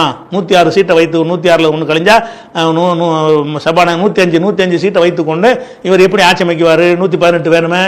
அப்ப இவர் ஜெயிச்சியும் புண்ணியம் இல்லை, அதுல சீட்ல இவர் சீட்ல உட்காரவே, இவரை போய் சிஎம் அழைக்கவே கூடாது அந்த திமுக நினைச்சார்கள் சொன்னா எடப்பாடியை கூட செஞ்சுட்டு போயிருவோம் செஞ்சாங்கன்னு வைங்க, அவங்க விரும்ப நேரத்தில் கவுத்து விட்டுறலாம்ல, அது ஒரு வசதி இருக்கிறது. அந்த மாதிரி ஒரு அடிப்படையில் என்ன செய்யலாம்னு கேட்டா இப்படி செய்யறதுக்கு வாய்ப்பு இருக்கிறது. அதனால வந்து இவர் ஜெயிக்கவெல்லாம் கிடையாதுங்க. இந்த மாதிரி இளவட்டங்களுடைய இளவட்டம் இல்லை, பெரிய ஆட்கள் யாரெல்லாம் வந்து குறுஞ்செய்திகளில் வந்து ட்ரெண்டிங்கை நம்புகிறார்களோ அது பெரிய ஆள்களும் இருக்கலாம், பெரிய ஆளாக இருக்கலாம். இல்லை குறுஞ்செய்திகளை நம்பிக்கிட்டு விஷயங்களை பார்க்காம மேலோட்டமாக அந்த வார்த்தைகளை மட்டும் பிடிச்சி கொண்டு ட்ரெண்டிங் பண்ணக்கூடிய கூட்டம் இருக்கு இல்லையா, இந்த கூட்டம் வந்து ஒன்றும் செய்ய முடியாத ஒரு விஷயத்தை பார்க்குறோம். அடுத்ததான் நீங்கள் பார்க்கணும், இவர் ஆட்சிக்கு வந்துட்டாருன்னு வைங்க, வந்துட்டாருன்னு சொன்னால் ஓட்டு போட்டவன் என்ன செய்வான்? இவர் சொன்னபடி செய்கிறாரான்னு பார்ப்பான். அவனுக்கு அந்த சொன்னபடி நடக்கலைன்னு தெரிய வரும்போதெல்லாம் கொஞ்சம் கொஞ்சமாக கலந்து போயிடுவாங்க. உதாரணமாக குடும்ப தலைவிகளுக்கு மாதம் 2500 ரூபா கொடுப்போம்னு சொல்லியிருக்கிறார் தேர்தல் அறிக்கையில். குடும்ப தலைவிகளுக்கு ஏற்கனவே 1000 ரூபா கொடுத்துட்டு இருக்கிறாங்க. திமுக வந்து 2000 தர்றேன்னு சொல்லியிருக்கிறாங்க. 2000 தர்றேன்னு சொன்னாலும் அதற்குரிய திட்டங்கள் வகுத்து கொடுக்கறது கஷ்டமானது தான், அதே கொடுக்கறது சிரமம் என்று தான் எல்லாருமே நிபுணர்கள் கருதுறாங்க. இருந்தாலும் 2000 கொடுக்குற அளவுக்கு உங்கள்கிட்ட அனுபவம் இருக்கிறது, அந்த பொருளாதார நிபுணர்கள்லாம் உங்கள்கிட்ட இருக்கிறாங்க, கொடுத்துருவாங்க. இவர் 2500 கொடுப்பேன்னு சொன்னால் எப்படி கொடுப்பாரு? அப்போ ஜூன்லேருந்து எதிர்பார்க்க ஆரம்பிச்சிருவாங்க. மக்கள் என்ன செய்வான்? 2500 வரும், வரலன்னா என்னவாயிரும்? எதிர்ப்பாக போயிடும். அதே மாதிரி வந்து ஒவ்வொரு வருஷத்துக்கும் வந்து இலவசமாக வந்து 6 சிலிண்டர் தர்றேங்கிறார். சிலிண்டர் வந்து நம்ம அரசாங்கத்துறை கஜானாவில் உள்ளது கிடையாது, வெளியில் வாங்கி தான் கொடுக்கணும். சிலிண்டருடைய ஏஜென்சிகளில் இருந்து என்ன நிறுவனங்களில் இருந்து பெட்ரோலிய நிறுவனங்கள்ல இருந்து வாங்கி தான் கொடுக்கணும். 6 இலவச சிலிண்டர் வாங்கி கொடுக்கறதா இருந்தால் அது ஒரு பெரிய ஆண்டுக்கு ஒவ்வொரு குடும்பத்துக்கும் யாரெல்லாம் சிலிண்டர் யூஸ் பண்ணுறாங்களோ அவங்களுக்கெல்லாம் 6 இலவச சிலிண்டர் கொடுக்குறேன்னு சொன்னால் ஒரு சிலிண்டர் 1000 ரூபான்னா 6 சிலிண்டர் 6000 ரூபா. அதுக்கு நான் ஒரு 6000 ரூபாய்க்கு பட்ஜெட்டில் ஒதுக்க வேண்டியிருக்கும். அது சாத்தியப்படுமான்னு பார்க்கணும். அதே மாதிரி திருமணத்துக்குன்னு நீங்கள் ஒரு கல்யாண மாப்பிள்ளை கொடுக்குறீங்கன்னா திருமணத்திற்கு 1 சவரன் தங்கம், பெண்ணுக்கு மட்டும் தான் கொடுப்பாங்கன்னு நினைக்கிறேன். 1 சவரன் தங்கம்ங்கிறாரு. 1 சவரன் இன்னைக்கு ரேட்டு 1,20,000 ரூபா. ஒருத்தங்க கல்யாணம் பண்ணணும்னு மனு கொடுத்தா நீங்கள் 1,20,000 கொடுக்கலன்னு வைங்க, உடனே ஓட்டு போட்டவன் என்ன செய்யுமா? இதுக்காக ஓட்டு போட்டோம், ஏமாத்தி விட்டானே, 1 லட்சம் தரேன்டானே, தரலையே, தெரியாம ஓட்டு போட்டு நினைப்பானா இல்லையா? அதுல வந்து நீங்க கொஞ்சத்திலேயே விலகிடுவீங்க மக்கள்கிட்ட இருந்து. பிறக்கும் குழந்தைக்கு வந்து தங்க மோதிரங்கிறீங்க. ஒரு குழந்தை பிறந்துச்சுன்னு சொன்னா உடனே என்ன செய்வாங்க? ரெஜிஸ்டர் பண்ணிட்டு உங்களுக்கு தங்க மோதிரத்துக்கு கேட்பாங்க, எப்படி தர போறீங்கன்னு கேட்பாங்க. தங்க மோதிரம் கிடைக்க, தங்க மோதிரம்னு சொன்னா ஒரு அரை பவுன்லையாவது கொடுத்தீங்கன்னு வைங்க, அரை பவுன் கொடுத்தாலும் ஒரு 60,000 ரூபா வருமே. ஒரு 1/4 பவுன்ல நீங்க கொடுத்தா கூட, குழந்தை தானே, அப்படி கொடுத்தா கூட 30,000 ரூபா வரும். அதுக்கு பெரிய பட்ஜெட் என்ன செய்யணும்? அது போக இவர் ஸ்டாலின் வந்து இலவச பேருந்துங்கிறது டவுன் பஸ் மட்டும் கொடுத்தாரு, நகர பேருந்துகள். இவர் என்ன பண்ணியிருக்காருன்னு கேட்டால் அரசு பெண்களுக்கு அரசு பேருந்தில் இலவச பயணம். அரசு பஸ்ஸில் போனால் இங்கேருந்து சென்னையிலேருந்து நாகர்கோவிலுக்கு போகிறா இருந்தால் கூட அரசாங்க பஸ்ஸில் பெண்கள் ஏறிக்கலாம், டிக்கெட் எடுக்க வேண்டியதில்லை. ஒரு டிக்கெட்டுக்கு 500-600 ரூபா ஆகும். அந்த மாதிரி பல்லாயிரக்கணக்கான பேர் டிக்கெட் கொடுக்காம போனாங்கன்னு வைங்க. அப்போ பேருந்து வந்து திவாலாகி போயிடும், போக்குவரத்து கழகம் திவாலாகி போயிடும், மூட வேண்டி வந்துடும். உலக வங்கி வந்து எல்லாத்தையும் சீஸ் பண்ணி எடுத்துகிட்டு போயிடுவான். அந்த மாதிரியான ஒரு விஷயம் இருக்குது. அதே மாதிரி குடும்பத்துக்கு 25 லட்சம் மருத்துவ காப்பீடு. மருத்துவ காப்பீடுன்னு சொன்னால் அந்த மருத்துவ காப்பீட்டுக்குரிய காசை வந்து இன்சூரன்ஸ் கம்பெனிக்கு அரசாங்கம் கொடுக்கணும். கொடுத்தா தான் இலவச காப்பீடு. நம்ம கவர்மெண்ட் காப்பீடு திட்டம் நடத்திக்கிட்டு இருக்கிறாங்க. எந்த ஒரு அரசாங்கமும் வந்து காப்பீடு திட்டம் கிடையாது, தனியார் நிறுவனங்கள் தான் நடத்துறாங்க. இப்போ ஏதாவது நிறுவனத்தில் போய் என்ன செய்ய டைப் வச்சுக்கிட்டு 25 லட்சம் ரூபாய்க்கு நீங்கள் காப்பீடு கொடுத்தீங்கன்னா அந்த 25 லட்சம் ரூபாய் நீங்கள் தானே, அதுக்குரிய பிரீமியம் யார் கட்டுறது? அரசாங்கம் தானே கட்டணும். அவ்வளோ பெரிய தொகை கொடுக்க இயலுமா? ஏற்கனவே ஒரு 4 லட்சம் வரைக்கும் இப்போ இலவச கொடுத்துட்டு இருக்கிறாங்க இன்சூரன்ஸு. அதையே நிறைய பேர் பயன்படுத்தாமல் இருக்கிறாங்க தெரியாமல். இதில் வந்து 25 லட்சத்துக்கு தர்றேன்னு சொல்லுவது அது எவ்வளவுக்கு சாத்தியம்னு பார்க்கணும். ஆண்டுதோறும் இலவச முழு உடல் பரிசோதனை, முழு உடலை போய் பரிசோதனை வருஷம் பண்ணிட்டு இருப்பானா? யாரும் நோயாளி இருக்கிறான்னு அவன் தான் இப்போ பண்ணுவாங்களே தவிர வருஷம் ஒருத்தனுக்கு ஃபுல்லாக பாடி செக்கப் 2000 ரூபா 3000 ரூபா பில்லு வரும், 1000 ரூபான்னு வச்சுக்கிடுவோம். அப்படி அவ்வளோ செய்ய முடியுமான்னா அது ஒரு சாத்தியம் இல்லாமல் விஷயம்தான். அதுக்கடுத்து வேலையில்லா பட்டதாரிகள் வந்து நிறைய பேர் படிச்சுட்டு வேலை இல்லாமல் இருப்பாங்க. வேலை இல்லாத அர்த்தம் என்னன்னு கேட்டால் அரசு வேலை இல்லாட்டி தான். தனியார் வேலையில் இருக்கிறவங்கள்ட்ட சொல்ல மாட்டாங்க, உங்களுக்கு கண்டுபிடிக்க இயலாது. அப்போ தனியார் வேலையில் இருக்கிறவங்களும் என்ன செய்வாங்கன்னா நான் வேலை இல்லைம்பாங்க. அப்போ வேலை இல்லாத ஆளுக்கு மாதம் என்ன செய்யணும்? 4000 ரூபா நீங்கள் கொடுக்கணும் மாதம். ஒவ்வொரு இளைஞனுக்கும் 4000 ரூபா கொடுக்குறாங்க, எவ்வளோ தொகை வரும்னு பார்க்கணும். 5 லட்சம் வந்து உயர்கல்வி படிக்கிறவங்களுக்காக வேண்டி 5 லட்சம் கொடுப்போன்னு போட்டிருக்கிறாரு. அதே மாதிரி வந்து தொழில் தொடங்க 25 லட்சம் கடன். நம்ம தொழில் தொடங்குறோன்னு வைங்க, எல்லாரும் தொழில் தொடங்கணும் கொடுத்தா அவன் கேட்கத்தான் செய்வான். அவங்களுக்கு 25 லட்ச ரூபா என்ன செய்கிறாங்கன்னா கடன் கொடுக்குறாங்களா தொழில் தொடங்க. அதுக்கப்புறம் மீனவர்கள் மீன் பிடிக்க போகாமல் ஒரு 3 மாதம் 4 மாதம் தடை இருக்குது, அந்த மாதத்துக்கு மீன் பிடிக்க போகக்கூடாது. அவங்களுக்கு என்ன செய்யறோம்னு கேட்டால் ஒரு ஆளுக்கும் 27,000 ரூபா நிவாரணம் தர்றேங்கிறாங்க. அப்போ எத்தனை மீனவர்கள் கொடுப்பீங்க, எவ்வளோ தொகை கொடுப்பீங்க, அதை யோசிச்சு பார்க்கணும். அதே மாதிரி வந்து நிரந்தர வீடுகள், குடிசை வீடு மாதிரி டெம்பரவரி வீடு இருக்குல்ல, அதை போன அப்புறப்படுத்தி விட்டு எல்லாருக்கும் நிரந்தரமான வீடு கட்டி தர போறோம்னு சொல்றாங்க. அதுக்கு பெரும் பல கோடிகள் அதுக்காக தேவைப்படும். அது எப்படின்னு நம்ம பார்க்க வேண்டியிருக்கு. 20 லட்சம் வரை கல்வி கடன் பிணை இல்லாமல் எந்த ஒரு செக்யூரிட்டியும் கொடுக்காம 25 லட்சம் ரூபா வரைக்கும் கல்வி கடன் தருவோம் அப்படிங்கிறாங்க. அப்போ கல்வி கடன் 25 லட்ச ரூபா 20 லட்ச ரூபா கொடுக்குறதா இருந்தால் அரசாங்கம் கொடுக்குமா, வங்கியிலேருந்து கொடுக்குமா? வங்கியில தான் கொடுக்கணும். வங்கிக்காரன் வந்து பிணை இல்லாமல் ஒத்துக்குருவானா? ஒத்துக்கிற மாட்டான். வங்கியில் என்ன செய்வான்? அது கேரண்டி கொடு, 20 லட்சம் தரலாட்டி சொத்து அட்டாச் பண்ண ஏதாவது கேட்பான். அப்படி அட்டாச் இல்லாமல் என்ன செய்ய மாட்டான்? வங்கியில் 5 லட்சத்துக்கு மேலே கொடுக்கவே மாட்டான். அப்போ 20 லட்சம் இவருக்கு தமிழ்நாட்டிலேருந்து கொடுக்க போகிறது இல்லை, அது வங்கியில் தான் ஜாயின் பண்ணுவாங்க. வங்கிக்காரனுக்கு கொடுக்குறவங்க என்ன செய்வான்னு கேட்டால் செக்யூரிட்டிலாம் கேட்பான். அது சாத்தியமே படாது. அது ஒரு விஷயம் இருக்குது. அது மாதிரி முதியோர், கைம்பெண்ணு, மாற்றுத்திறனாளி இவங்களுக்கெல்லாம் வந்து அதாவது முதியோருக்கு போனால் 3000 ரூபாயாம், விதவை அவங்களுக்கு 3000 ரூபாயாம், மாற்றுத்திறனாளிகளுக்கு 3000 ரூபா தருவோங்கிறாங்க. அப்போ இந்த மாதிரி உள்ளவங்க ஒரு 5% பேராவது இருப்பாங்க ஒட்டுமொத்த மக்களில். அவ்வளோ பேருக்கும் வந்து முதியோர்லாம் சேர்த்திங்கன்னா 15% இருப்பாங்க. இப்போ 3000 ரூபா கொடுக்குறாருந்தா எங்கே போய் நிற்கும் பட்ஜெட்னு யோசிங்க, சாத்தியமாண்டு. அது மாதிரி 200 யூனிட் இலவச மின்சாரம் ஏழைகளுக்குன்னு சொல்லலை. அப்போ எல்லாருக்கும் 10,000 யூனிட் ஒருத்தர் யூஸ் பண்ணால் கூட அதில் 200 கழிச்சுக்கிடுவாங்க. அப்போ ஒவ்வொரு வீட்டுக்கும் 200 யூனிட் இலவசமாக கொடுத்தாங்கன்னு சொன்னால் மின்சார வாரியம் என்ன ஆகுறது? ஏற்கனவே மின்சார வாரியம் வந்து கடனில் இருக்குது, கடன் வாங்கி தான் நிறைய திட்டங்கள்லாம் செஞ்சுட்டு இருக்கிறாங்க உலக வங்கியில். அதில் ஒரு பிரச்சனை ஏற்படும் ஒன்று. அதுக்கு அடுத்து என்னென்னு கேட்டால் ஓய்வு பெறும்போது 15 லட்சம் நிதி. ஒரு ஆள் ரிட்டையர்ட் ஆகிறோன்னு வைங்க, இதெல்லாம் வேலை செஞ்சு ரிட்டையர் சம்பாதிச்சிருப்பார், மறை அவருக்கு ஏன் கொடுக்கணும்? அவருக்கு ஓய்வில் இருக்கிறாருங்கிறதுக்காக வேண்டி 15 லட்சம். மாற்றம் நம்மால் முடியும், இது நம்மால் முடியும் வர கடைசியில் முடிக்கிறாங்க. இந்த மாற்றம் வந்து நம்மால் முடியும், தமிழகம் முன்னேறும் அப்படின்னு சொல்லி அதை முடிக்கிறாங்க. முடியும்னு சொல்றீங்கள, இதெல்லாம் செய்வானா? செய்ய முடியுமா? முடியாதா? முடியவே முடியாது, சாத்தியமே படாது. அப்போ என்ன செய்வாங்கன்னு கேட்டால் ஒவ்வொன்றா ஃபெயிலியர் ஆகும்போது இந்த ஓட்டு போட்டவர்களுக்கு அப்போ தான் விளங்கு நம்ம தப்பு செஞ்சிட்டோம். அப்போ இவருடைய திட்டங்களை என்ன செய்ய முடியும் கேட்டால் சில மாதங்கள்லேயே இவர் சொன்னதெல்லாம் பொய் என்பதை வந்து புரிந்து கொள்வார்கள் மக்கள். அதை ஒரு தகவலாக பதிவு செஞ்ச பிறந்த குழந்தைகளுக்கு வந்து மோதிரம் போடுறேன், தங்க மோதிரம் போடுறேன்னு சொல்லியிருக்கிறாரு. பிறந்த குழந்தைன்னா மொத்த பிறந்த குழந்தை எவ்வளோன்னு தெரியுமா? தமிழ்நாட்டில் ஒரு உதாரணமாக 2024ஆம் ஆண்டு எடுத்துக்கிட்டீங்கன்னு சொன்னால் 8,41,821 குழந்தை பிறந்திருக்கு. அப்போ ஆவரேஜாக ஒரு வருஷத்துக்கு வந்து 8 லட்சம் பிள்ளைகள் பிறக்குது. 8 லட்சம் பிள்ளைகள் பிறந்துச்சுன்னு சொன்னால் இதுக்கு வந்து நீங்கள் ஒரு கிராம் வைங்க, 1 கிராம் மோதிரம் போடுற குழந்தைன்னு சொல்லி 1 கிராம் மோதிரம் போட்டால் கூட அதுக்கு வந்து 1500 கோடிக்கு மேலே 1120 கோடி ரூபா வரும் இன்னைக்கு உள்ள ரேட்டுக்கு. அப்போ 1120 கோடி ரூபா வருஷம் என்ன செய்யணும்? இதுக்கு ஒதுக்கணும். இந்த மோதிரம் போடுவதற்கு என்ன செய்யணும்?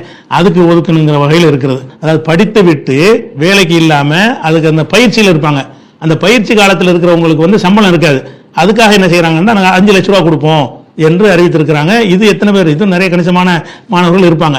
அப்போ இவர் சொல்லக்கூடியதெல்லாம் பல லட்சம் கோடிகளுக்கு பட்ஜெட் போட்டிருக்கிறார்.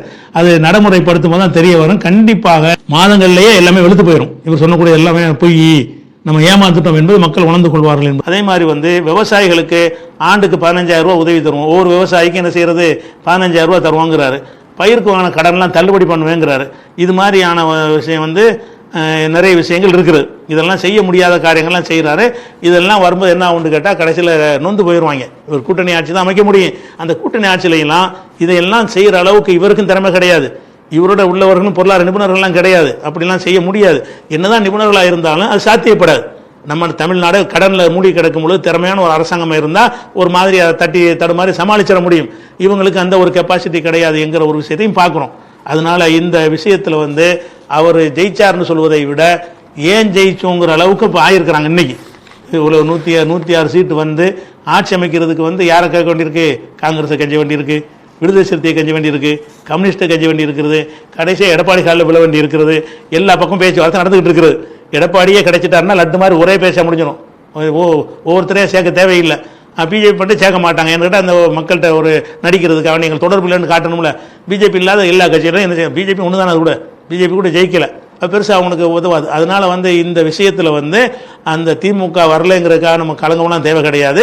இது அவங்க நல்லா வேலை பண்ணியிருக்கிறாங்க. அவங்க செஞ்ச வேலைக்கு உரிய வாக்கு கிடைச்சிருக்கு. ஆனால் ஒரே ஒரு விஷயம், இந்த திராவிட முன்னேற்ற கழகத்தை பொறுத்த வரைக்கும் அவங்க ஒரு மிஸ்டேக் பண்ணியிருக்கிறாங்க. என்ன மிஸ்டேக்னு கேட்டால், அவங்க இந்த வயசான ஆளுக்கு இருக்காங்கல்ல, அந்த கூட்டங்கள்லாம் திமுகவை புரிஞ்சவங்களாம் இருப்பாங்க, நடுத்தர வர்க்கம்லாம் இருப்பாங்க. அதே நேரத்தில் எல்லா இதுலேயும் மாணவர் அணி என்று மாணவர் அமைப்புன்னு ஒன்று இருக்கணும். அந்த மாணவர் அமைப்பு இவங்கள்ட்ட இருந்துச்சுன்னு சொன்னால் அவன் தான் இந்த மாதிரி போய் விடக்கூடியவனாக இருப்பான். இந்த ஜென்ஸ் கூட்டத்தில் அவனாக தான் இருப்பான். அந்த மாதிரி கூட்டங்களை வச்சு அவனுக்கு ஒரு தலைவராக்கி அப்படி ஒரு இதை செஞ்சுருந்தாங்கன்னு சொன்னால், பலப்படுத்தியிருந்தாங்கன்னு சொன்னால் இந்த இதில் இன்னும் கொஞ்சம் பேர் வென்றெடுத்திருக்க முடியும். ஆனால் மாணவர் அணி யாருன்னு பார்த்தா, இளைஞர் அணி மாணவர் அணிலாம் யார்? ஸ்டாலின், உதயநிதி மாணவரா? அவர் பேரம்பேத்தி எடுக்க போகிறார். பேரம்பேத்தி எடுக்கிற ஆளையெல்லாம் இளைஞர்னு வைத்துக்கொண்டு இப்படி செய்கிறீங்க. மாணவர் என்ன மாணவராக இருக்கணும். 20 பையனை போடு, அவனுக்கு ஒரு பொறுப்பை கொடு. ஒரு ஊரில் அவனுக்கு போட்டேன்னு சொன்னால் அவர் 10 பேரை போட்டேன்னா 10 பேர் வேலை செய்வான்.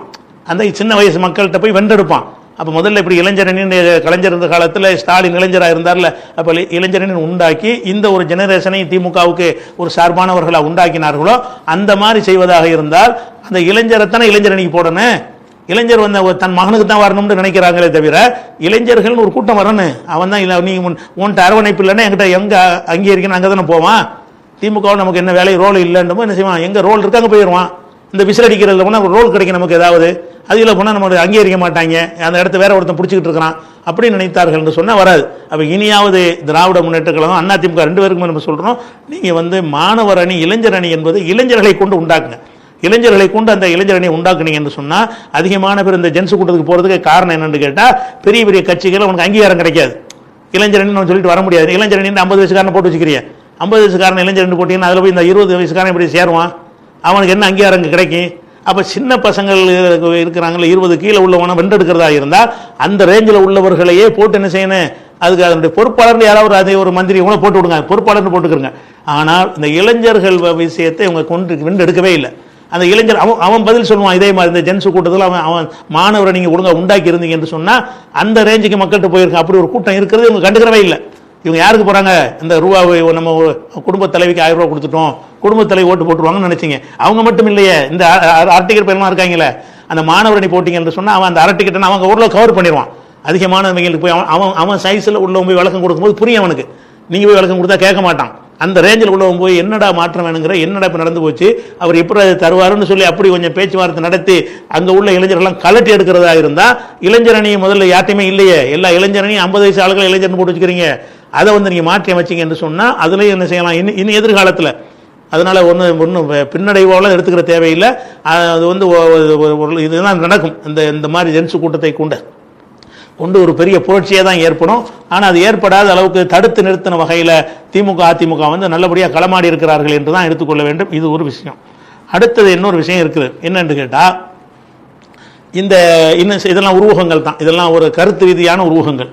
இப்போ இந்த திமுக இப்போ இருக்கிறதுலையே கூட்டணியில் உள்ளவர்களை திமுக ஒழுங்காக நடத்தி இருந்தாலும், கூட்டணியில் உள்ளவர்கள் ஒழுங்காக செயல்படுத்தி இருந்தாலும், இதை விட இன்னும் கொஞ்சம் ரேஷியோ அதிகமான இடத்துல 100க்கு மேலே அவர்கள் வந்திருக்க முடியும், வாய்ப்பு இருந்தது. அதெல்லாம் கெடுத்தது என்னன்னு சொன்னால், கூட இருந்து குளிபறிக்கக்கூடிய ஒரு வேலையை நடத்தினாங்க. இப்போ காங்கிரஸோட கூட்டணி இருக்கிறீங்க, காங்கிரஸுக்காரங்க என்ன செஞ்சாங்க? கூட்டணி வர்ற ஆட்சியில் பங்கு வேணும், கூட்டணிக்கு வர்ற ஆட்சியில் பங்கு வேணும்னு கொளுத்தி போட்டாங்க. இது ஆட்சியில் பங்கு இல்லாமல் தான் கூட்டணி இது வரைக்கும் இருக்கிறாங்க. ஆட்சியில் பங்கு வேணும்னு காங்கிரஸுக்காரங்க நினைச்சாங்க, இஷ்யூ ஆக்கி அவன் கூட்டணியில் ஆட்சி தர்ற இடத்துல தான் நாங்கள் சேருவோம் அப்படிங்கிற மாதிரி பகிரங்கமாக அறிக்கை விட்டாங்க. திமுக எங்களை ஏமாத்துது அப்படின்னு சொல்லி. ஆட்சியில் பங்கு எப்படி கேட்கறது? ஆட்சியில் பங்கு கேட்கறது மாதிரி பைத்தியக்காரத்தனை ஏதாவது இருக்கா? திருமாவளவன் கூட கேட்டிருக்கிறார் ஆட்சியில் பங்குன்னு. ஆட்சியில் பங்கு என்பதை என்னன்னு கேட்டால், அவங்களுடைய மெஜாரிட்டி அவங்களுக்கு இல்லாமல் உங்கள் தயவுல அவங்க ஆட்சி பண்ண வேண்டி வந்தால் தான் பங்குன்னு கேட்கலாம். 118 இடம் அவங்களுக்கே கிடைச்சிரு சொன்னால் அவன் பங்கு கொடுக்குறான். ஆட்சியில் பங்கு ஏன்னா எங்களை கொண்டு தான் அவன் ஜெயிச்சாங்கிறாங்க. கேட்டால் எங்களை கொண்டு தானே அவங்க ஜெயிச்சாங்க அப்படிங்கிறான். அடே ஒன்று அவங்கள கூட நீ ஜெயிச்ச, நீ ஒரு 10 சீட்டு இருக்கிறேன்னு சொன்னால் நீ மட்டும் 2 ஜெயிச்சிருவியா? அதுக்கு அது கணக்கு சரியா போச்ச. உன்னுடைய ஆதரவை கொண்டு திமுக ஜெயிச்ச மாதிரி திமுக ஆதரவை கொண்டு நீ 10 சீட்டு ஜெயிச்சில. அப்போ நீ 10 சீட்டு ஜெயிப்பதற்கு அவங்க ஓட்டு கணக்கு சரியா போச்ச மாதிரி ஆட்சியில் பங்குன்னு தனியாக கேட்குற. அப்போ இந்த காங்கிரஸ்காரன் என்ன பண்ணான்னு கேட்டால் நல்லா போய்கிட்டு இருந்த அந்த உறவை வந்து விரிசலை ஏற்படுத்துறான். நல்லபடியான உறவு இருந்தால் தான் இறங்கி களத்தில் வேலை செய்வாங்க. இவன் காங்கிரஸ்காரன் ஒவ்வொருத்தன் பேசின பேச்சுக்கள் என்னவா இருக்குன்னு கேட்டால் அந்த ஒரு நம்பிக்கையின்மை ஏற்படுத்துகிற மாதிரி, இனிமே திமுகவை நம்ம ஆதரிக்க கூடாதுங்கிற மாதிரி கருத்தை காங்கிரஸ் விதைக்கிற மாதிரி அப்படியான ஒரு கருத்தை நினைச்சாங்கன்னா பகிரங்கமாகவே பேசுறாங்க. அதெல்லாம் உள்ளுக்குள்ள ஆட்சியில் பங்குன்னு கேட்டால் கூட பரவாயில்ல, அதுவும் கேட்கக்கூடாது. ஆட்சியில் பங்கு எப்படி கேட்பீங்க? அவங்களுக்கு தனி மெஜாரிட்டி இருந்தால் என் ஆட்சியில் பங்கு தர்றாங்க. கேட்டால் என்ன செய்யறாங்க? எங்க தயவுல தான் ஒரு சீட்டு வந்தாருங்கிறாங்க. கேட்டா நீ வந்த சீட்டு அவங்க தயவுல வந்த, இந்த காங்கிரஸுக்கான தனியாக போட்டிருந்தா அந்த சீட் வந்திருக்குமா உனக்கு? அதில் விடுதலை சீட்டு தனியாக போட்டிருந்தா உனக்கு இந்த சீட் கிடைச்சிருக்குமா? எங்க தயவுல தான் அவங்க வந்தாங்கன்னா அதுக்கு தான் கணக்கு சரியா போச்சே. அவங்க ஓட்டை கொண்டு நீங்க கொஞ்சம் ஜெயிச்சே, உன் ஓட்டை கொண்டு அவங்க கொஞ்சம் ஜெயிச்சாங்க, கணக்கு நேரம் ஆயிடுச்சு. ஆட்சியில் பங்குன்னு எப்படி கேட்பீங்க? அப்போ ஆட்சியில் பங்குன்னு கேட்கும்போது என்ன ஒன்று கேட்டால் அது யாரும் கொடுக்க மாட்டாங்க. தமிழ்நாட்டில் வழக்கமே கிடையாது. முதல் தடவை இப்போ தான் ஆட்சியில் பங்கு வரப்போகுது. என்ன ஒரு ஆரம்பமாக ஆரம்பிச்சு வச்சார், அது மாதிரி இறைவன் அமைச்சு கொடுத்துட்டான். ஆட்சியில் பங்கு தருவோம் தான் முதல் மாநாட்டில் சொன்னார் விஜய். இப்போ ஆட்சியில் பங்கு கொடுறான்னு பாக்கி விட்டான். இந்த ஆட்சியில் பங்கு இந்த கூட்டணிங்கிறது தமிழ்நாட்டு இது வரைக்கும் இல்லாத ஒன்று. அப்போ இந்த முதல்ல இப்போ தான் வரப்போகுது. அதனால கொடுக்க மாட்டாங்கன்னு தெரிஞ்சுக்கிட்ட ஆட்சியில் பங்குன்னு போட்டு அது போக என்ன செஞ்சாங்கன்னா அந்த காங்கிரஸ்காரர்கள் வந்து திமுகவில் இருக்கும் பொழுது விஜயோட போய் கள்ளத்துறவு வச்சார்கள். அங்கே போய் பேசினார்கள் கூட்டணிக்காக வேண்டி. அதில் உள்ள சில தலைவர்கள் பேசினாங்க. இந்த ராஜு ஒன்று கூமுட்ட மாதிரி உட்காந்து என்னையும் கண்டுக்கிறாம இருந்தார். எதையும் கண்டிக்கல, இப்படியும் பேசுறான் அப்படியும் பேசுறான். காங்கிரஸா 2 கட்சியாக தான் இருந்துச்சு. அப்படி இருந்து கடைசியாக என்ன ஆச்சுன்னு சொன்னால் அவங்க வந்து கூட்டணியில் சேரும் பொழுது என்ன ஆகுதுன்னு கேட்டால் இந்த தேர்தல் பேச்சு நடந்திருக்கிற காலத்திலேயே அதிகமான திமுகவினருக்கு காங்கிரஸ் மேலே வெறுப்பு ஏற்பட்டு போச்சு. அதிகமான காங்கிரஸாருக்கு வந்து திமுக மேலே வெறுப்பட்டு போச்சு. அதுக்கு பிறகு நீங்கள் கூட்டணி போட்டிகள்னு சொன்னால் திமுக காரன் என்ன செய்வான்? காங்கிரஸ் வரக்கூடாதுன்னு வேலை செய்வான். காங்கிரஸ்காரன் என்ன செய்வான்? திமுக வரக்கூடாதுன்னு வேலை செய்வான். 2 பேரும் ஒருத்தனை கவுத்துவீங்க. அந்த ஒரு மைனஸ்னால தான் இந்த பின்னடைவு. இந்த 25 இடத்துல போட்டிட்டு 5ல் ஜெயிச்சிருக்கிறாங்கல்ல காங்கிரஸ், அந்த 5ல் ஜெயிக்க 28 போட்டிட்டு 5 ஜெயிச்சிருக்கிறாங்கல்ல, 5 ஜெயிச்சதுக்கு பதிலாக இன்னொரு 15 ஜெயிச்சிருக்கலாம். திமுக முழுசா வேலை செய்ய மாட்டாங்க. என்னடா இவங்க இப்படி நம்மளுக்கு குடைச்சல் கொடுக்குறாங்க, இவங்களுக்கு எதுக்கு நம்ம ஜெயிக்க வைக்கணும், அப்படி இவங்க ஜெயிக்க வைக்கணும்னு நினைச்சிக்கலன்னு சொன்னா இன்னொருத்தன் ஜெயிச்சிருவான்ல. சரியா வேலை செய்யலைன்னு சொன்னா அந்த வரக்கூடிய ஓட்டுகளை கொண்டு சரியா சேர்க்கலன்னு சொன்னா அவன் ஜெயிக்கக்கூடிய வாய்ப்பு இருக்கிறது.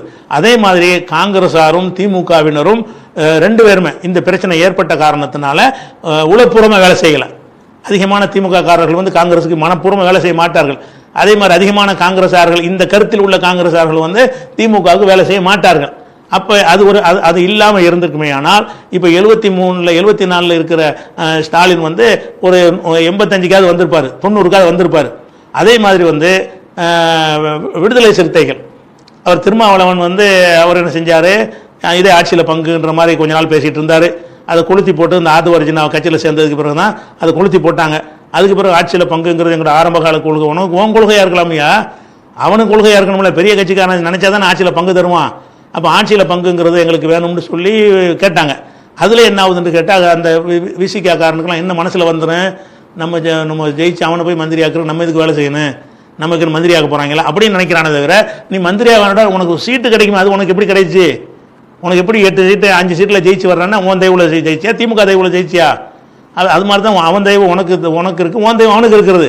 2 பேருமே ஒருத்தர் சார்ந்து இருக்கும் பொழுது இதே காங்கிரஸுடைய விளையாட்டை ஆட்சியில் பங்குன்னு கேட்குறாங்க. எப்படி ஆட்சியில் பங்கு கேட்பீங்க? ஆட்சியில் பங்குன்னு சொன்னால் அவன் மைனாரிட்டி இருந்தால் தன்னால் ஆட்சியில் பங்கு வரும். திமுக வந்து இதே மாதிரி விஜய் மாதிரி 100 இடத்துல ஜெயிச்சாருன்னு சொன்னால் நீ ஒரு 10 இடத்துல ஜெயிச்சா உன்னை கூப்பிட்டு ஆட்சியில் பங்கு தரேன்னு கூப்பிடுவார்.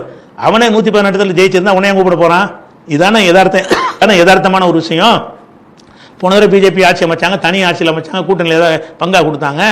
இந்த தடவை மைனாரிட்டியாக போனாங்க, கூட்டணிக்கு நிதிஷ்குமார் இவங்கள சந்திரபாபுலாம் சேர்த்து அவங்களுக்கு ஆட்சியில் பங்கு கொடுத்துருக்குறாங்க.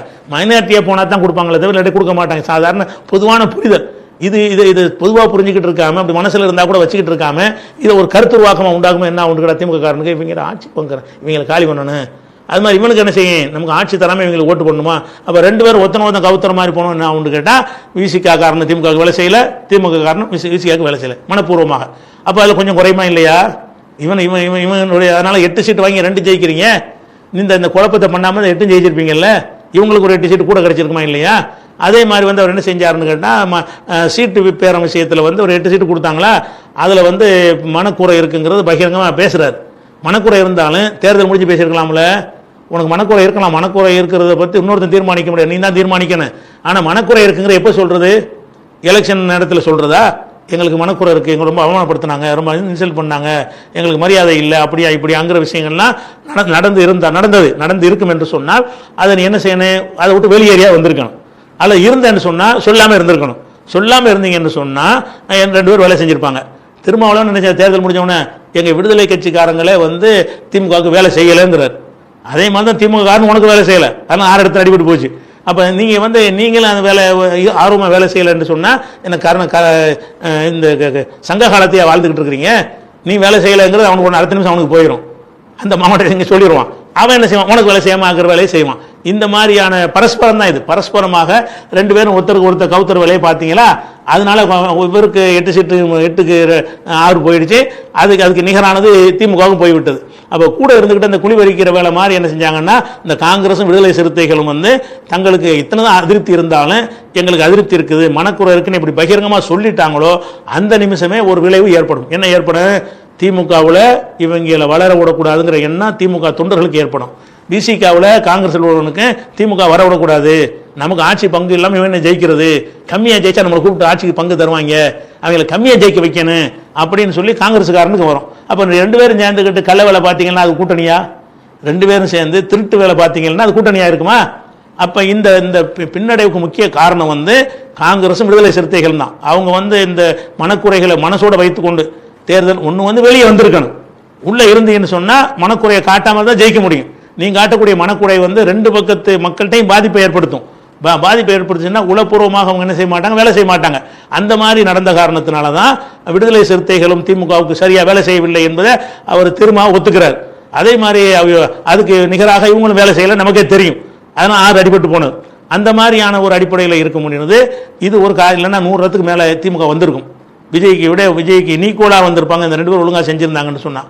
அது போக ஸ்டாலின் பண்ண வேலை இருக்குல்ல, அது முக்கியமான ஒரு காரணம். ஸ்டாலின் என்ன செய்கிறாருன்னா, அவர் ஒரு பெரிய கட்சியாக இருக்கார்ல, பெரிய கட்சி பெரிய கூட்டணி இருக்குல்ல, அந்த கூட்டணி இருக்கும் பொழுது கூட்டணியில் இருக்கிற மக்கள் வந்து அவர் எப்படி எடை போடுறாருன்னு கேட்டால், இவங்களுக்கு வேறு வழி இல்லை. திமுகவில் இருந்தாங்களே கூட்டணியில், கம்யூனிஸ்ட் வந்து அதிமுக போக முடியுமா? அதிமுக பிஜேபியோட இருக்கிறான், பிஜேபியோட இல்லாட்டி கூட போயிடுவாங்க. அப்போ வந்து கம்யூனிஸ்டுக்காரங்களும் என்ன செய்ய மாட்டாங்க? நம்மளை விட்டு போக மாட்டாங்க. விடுதலை சிறுத்தைகளும் அங்கே போய் சேர முடியுமா? பிஜேபி கூட்டணியில் அவங்களும் போக மாட்டாங்க. அப்படின்னு நினைத்து கொண்டு அந்த கூட்டணியில் உள்ள ஆட்களை எல்லாம் ரொம்ப இன்சல்ட் பண்ணார். கம்யூனிஸ்டுகளுக்கெல்லாம் வந்து தொகுதியை குறைச்சார். ஏற்கனவே என்ன இருந்துச்சு அந்த தொகுதியாக கொடுக்கணும்ல. ஏற்கனவே ஜெயிச்சு வந்திருக்கிறீங்க, உங்களோட கூட்டணியில் இருக்கிறாங்க, என்ன பிரச்சனை வந்தாலும் திமுக ஆட்களை போலவே அவங்க செயல்பட்டாங்க. அப்படி இருக்கும் பொழுது அப்படி விசுவாசமாக இருந்த அந்த கூட்டணி கட்சியில் கம்யூனிஸ்டில் உள்ளவர்களுக்கு வந்து ஏற்கனவே கொடுத்த தொகுதியை விட குறைக்கிற நியாயமா? குறைக்குமா என்ன அவங்க மனசுக்குள்ள அவங்களுக்கு ஒரு வழி இல்லை. இப்போ அவங்க என்ன செய்கிறாங்கன்னா, கூட்டணி குறைச்சிட்டு எடப்பாடி நம்ம போக முடியும், பிஜேபியில் போய் சேர முடியுமா? நடிகன் சரி வர மாட்டான்னு கருத்தில் வரவங்க இருக்கிறாங்க. அவங்களால விஜயோடையும் போக முடியாது, அவங்களால வந்து அதிமுகவில் போக முடியாது. உனக்கு ஒரு வழி இல்லைல்ல, அதனால நான் கொடுக்குறத வாங்கி. அது என்ன நியாயம்?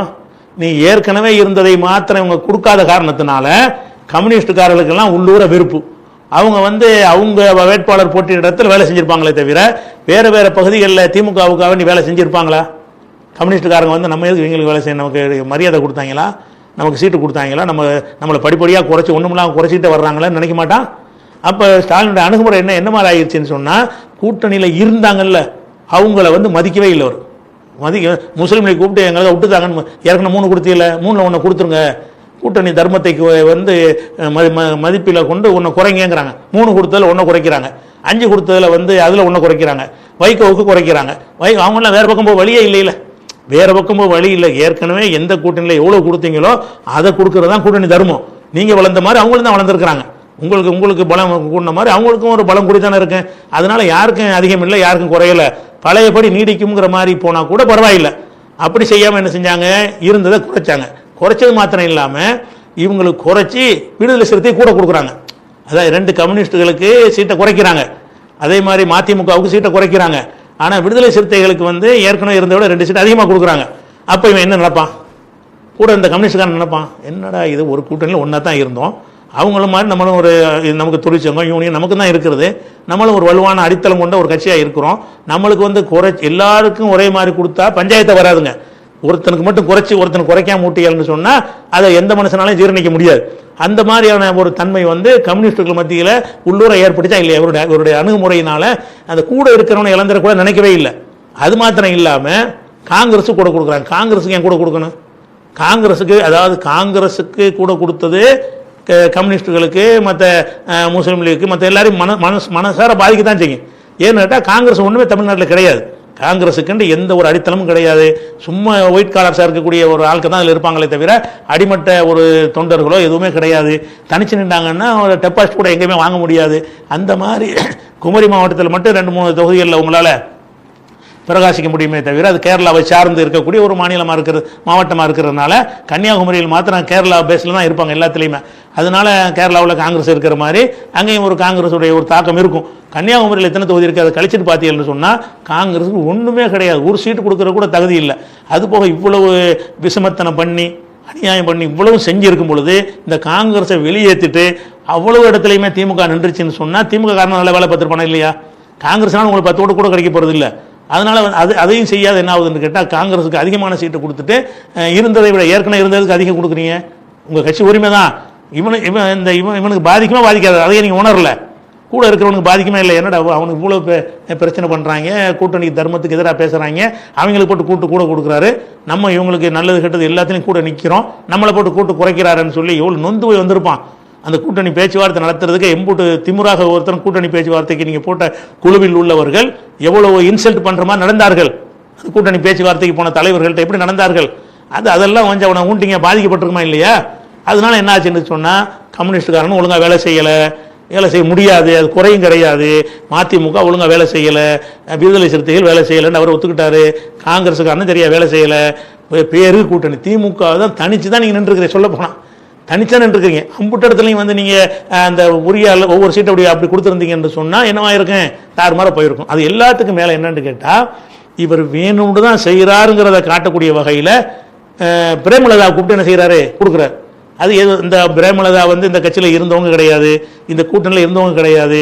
அதிலிருந்து பிஜேபியிலேயே போய் இருந்த ஒரு ஆட்க, நமக்கு கொள்கை ரீதியாக அவங்க நம்மளோட உடன்பட்ட ஒரு கட்சி கிடையாதுங்கிறது எல்லாருக்கும் தெரியும். அப்படி இருக்கும்போது போன வரை அவங்களோட பிஜேபியோட சேர்ந்து போட்டிக்கிட்டாங்க. அவங்களுக்கு இது இல்லாட்டி அதுங்கிற எதில் இப்போ ஒரு சிந்தனையில் உள்ளவங்களாக இருந்தாங்க. அப்போ பிரேமலதா கூப்பிட்டு என்ன செய்கிறாருன்னு கேட்டால் இவர் 10 சீட்டு கொடுக்குறாரு. 10 சீட்டு கொடுக்குறது யாருக்கு கொடுக்கல? அதாவது கூட இருக்கிற விடுதலை சிறுத்தைகளுக்கு 10 சீட்டை கொடுக்கல. அவங்களுக்கு நம்மளோட இருக்கிறவங்க பலம்னு எடுத்துக்கிட்டீங்கன்னா பிரேமலதா விட விடுதலை சிறுத்தைகளுக்கு தான் பலம் கூட இருக்குது. தொண்டர்கள் அடிப்பு பேசல வச்சு பார்த்தீங்கன்னா அப்படி இல்லாமல் இருக்கும் பொழுது அவங்களுக்கு 10 சீட்டை கொடுக்குறீங்க.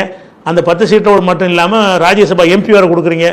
ராஜ்யசபா எம்பின்னா கன்ஃபார்மாக எம்பி அதில் 6 சட்டமன்ற மாதிரி ஒரு எம்பிங்கிறது 6 சட்டசபைக்கு சமம்னு வைங்களேன். 10-16 ஆயிடுச்சு. அவ்வளோ பெரிய இதை நீங்கள் கொடுத்தீங்கன்னு சொன்னால் என்ன சொல்ல வர்றீங்க? அதாவது என் சீட்டு பற்றாக்குறையாக இருக்குன்னு இவங்கள்ட்ட சொல்லிக்கிறீங்க. பற்றாக்குறையை உள்ள ஆள் புதுசாக உள்ளவனே சேர்ப்பானா? சேர்த்துட்டு அதிகமாக கொடுப்பானா? கொடுக்க மாட்டான். எதுக்கு அவர் செஞ்சார்? பார்த்தவங்க எல்லாருக்குமே தெரிஞ்சிச்சு இது வந்து இவங்களுக்கு குறைக்கிறதுக்கு தான் அவங்களுக்கு கூட்டினார். அவர் எல்லாருக்குமே தெரிஞ்சுச்சு. அந்த கூட்டணி உள்ள 50 பேருமே சொன்னாங்க. வெளிப்படையாக சொல்லலை, நட்பு முறையில் பேசக்கூடிய நேரத்தில் அவங்களாம் என்ன சொன்னாங்கன்னு கேட்டால் எங்களுக்கு 1-2 குறைக்கிறதுக்கு தான் வேணும்னு பிரேமலதா கொடுத்துருக்கிறாரு. கேட்டால் பிரேமலதா காட்டி குறைக்கிறது. அவங்களுக்கு விஜயகாந்த் கொடுக்க வேண்டி இருக்குது, விஜயகாந்த் கட்சிக்கு தேமுதிகவுக்கு, அதெல்லாம் நீங்கள் ஒன்று குறைச்சிக்கிறங்க, நீங்கள் ஒன்று குறைச்சிக்கிறங்கன்ற அந்த பேரம் பேசுவதற்கு அதுக்கு தான் இதை சேர்த்தாங்களே தவிர அது சேர்க்க வேண்டிய தேவை என்ன இருந்துச்சு? இந்த பிரேமலதாவை சேர்க்க எந்த ஒரு அவசியமே கிடையாது. அப்படி இருந்தால் என்ன செஞ்சாங்க? அவங்களுக்கு 10 சீட்டு கொடுத்தீங்கன்னு சொன்னால் கொடுங்க, உங்கள் கட்சியிலே விஷயம் கொடுங்க. 10 சீட்டு யார் கொடுக்குறீங்கன்னு கேட்டால் நீங்கள் இல்லாட்டி எங்கேயும் போயிடுவாங்கல்ல, அவங்களுக்கு கொடுக்குறீங்க. உங்களை விட்டால் எங்கேயும் போக மாட்டாங்க, அவனுக்கு கொடுக்க மாட்டேங்கிறீங்க. உங்களை விட்டால் எங்கும் போகாமல் இருப்பார்கள் அந்த கட்சிகளை நீங்கள் கூட கொடுக்கணும். அப்போ அந்த பிரேமலதாவுக்கு கொடுத்தது வந்து எல்லாத்துக்கும் பாதிப்பு. எதனால பாதிப்பு? பிரேமலதாவு கொடுத்ததை வைத்து இவங்களுக்கு குறைச்சதுனால. பிரேமலதா கொடுத்ததை காரணம் காட்டி கம்யூனிஸ்ட் குறைச்சிங்க, மதிமுக குறைச்சிங்க, முஸ்லீம் லீக் குறைச்சிங்க. எல்லாத்துக்கும் என்ன காரணம் சொன்னீங்க? புதுசாக கூட்டணி வந்திருக்கிறாங்க, அவங்களுக்கெல்லாம் கொடுக்க வேண்டி இருக்குல்ல. அவள் புதுசாக வர்றவனுக்கா நீங்கள் கொடுப்பீங்க, கொள்கை இல்லாதவனுக்கு கொடுப்பீங்க, அவனுடைய சக்திக்கும் வலிமைக்கும் மேலே கொடுப்பீங்க, எங்களை வந்து குறைப்பீங்களா அப்படின்னு உள்ள நினைப்பான்னு நினைக்க மாட்டானா. மனப்பூர்வமான ஈடுபாடு இருந்தால் தானங்க கூட்டணிக்கான வேலை செய்வான். அப்போ கூட்டணிக்காரன் வந்து மனப்பூர்வமாக நமக்கு வேலை செய்யணுன்ற ஒரு புத்தி இருந்துச்சுன்னா அந்த வேலையை செஞ்சுருப்பீங்களா திமுகவில்? அப்போ திமுகவில் நீங்கள் உங்களுடைய தோல்விக்கு இந்த தோல்வினா குறைந்த சீட்டு வந்திருக்கிறீங்கல்ல, இதை வந்து இந்த விஜயை மீறி நீங்கள் சரியாக வந்திருக்க முடியும். விஜயுடைய இந்த இந்த ஜென்ஸுடைய இது இருக்கலாம் அலைங்கிறாங்கல்ல, அதை தாண்டி முறியடிச்சு வந்திருக்க முடியும். ஏன் இவங்க வந்து உங்களுக்கு வரக்கூடிய ஓட்டெல்லாம் வந்து உடனே இது விசிலுக்கு போட்டுவிட்டாங்க. உங்களுக்கு வர வேண்டிய ஓட்டையெல்லாம் என்ன செஞ்சிருக்க காங்கிரஸ்காரனுக்கு தான் போட்டிருப்பான். உங்களுக்கு வேலை செய்யட்டு எங்கே உடனே போட்டிருப்பான்.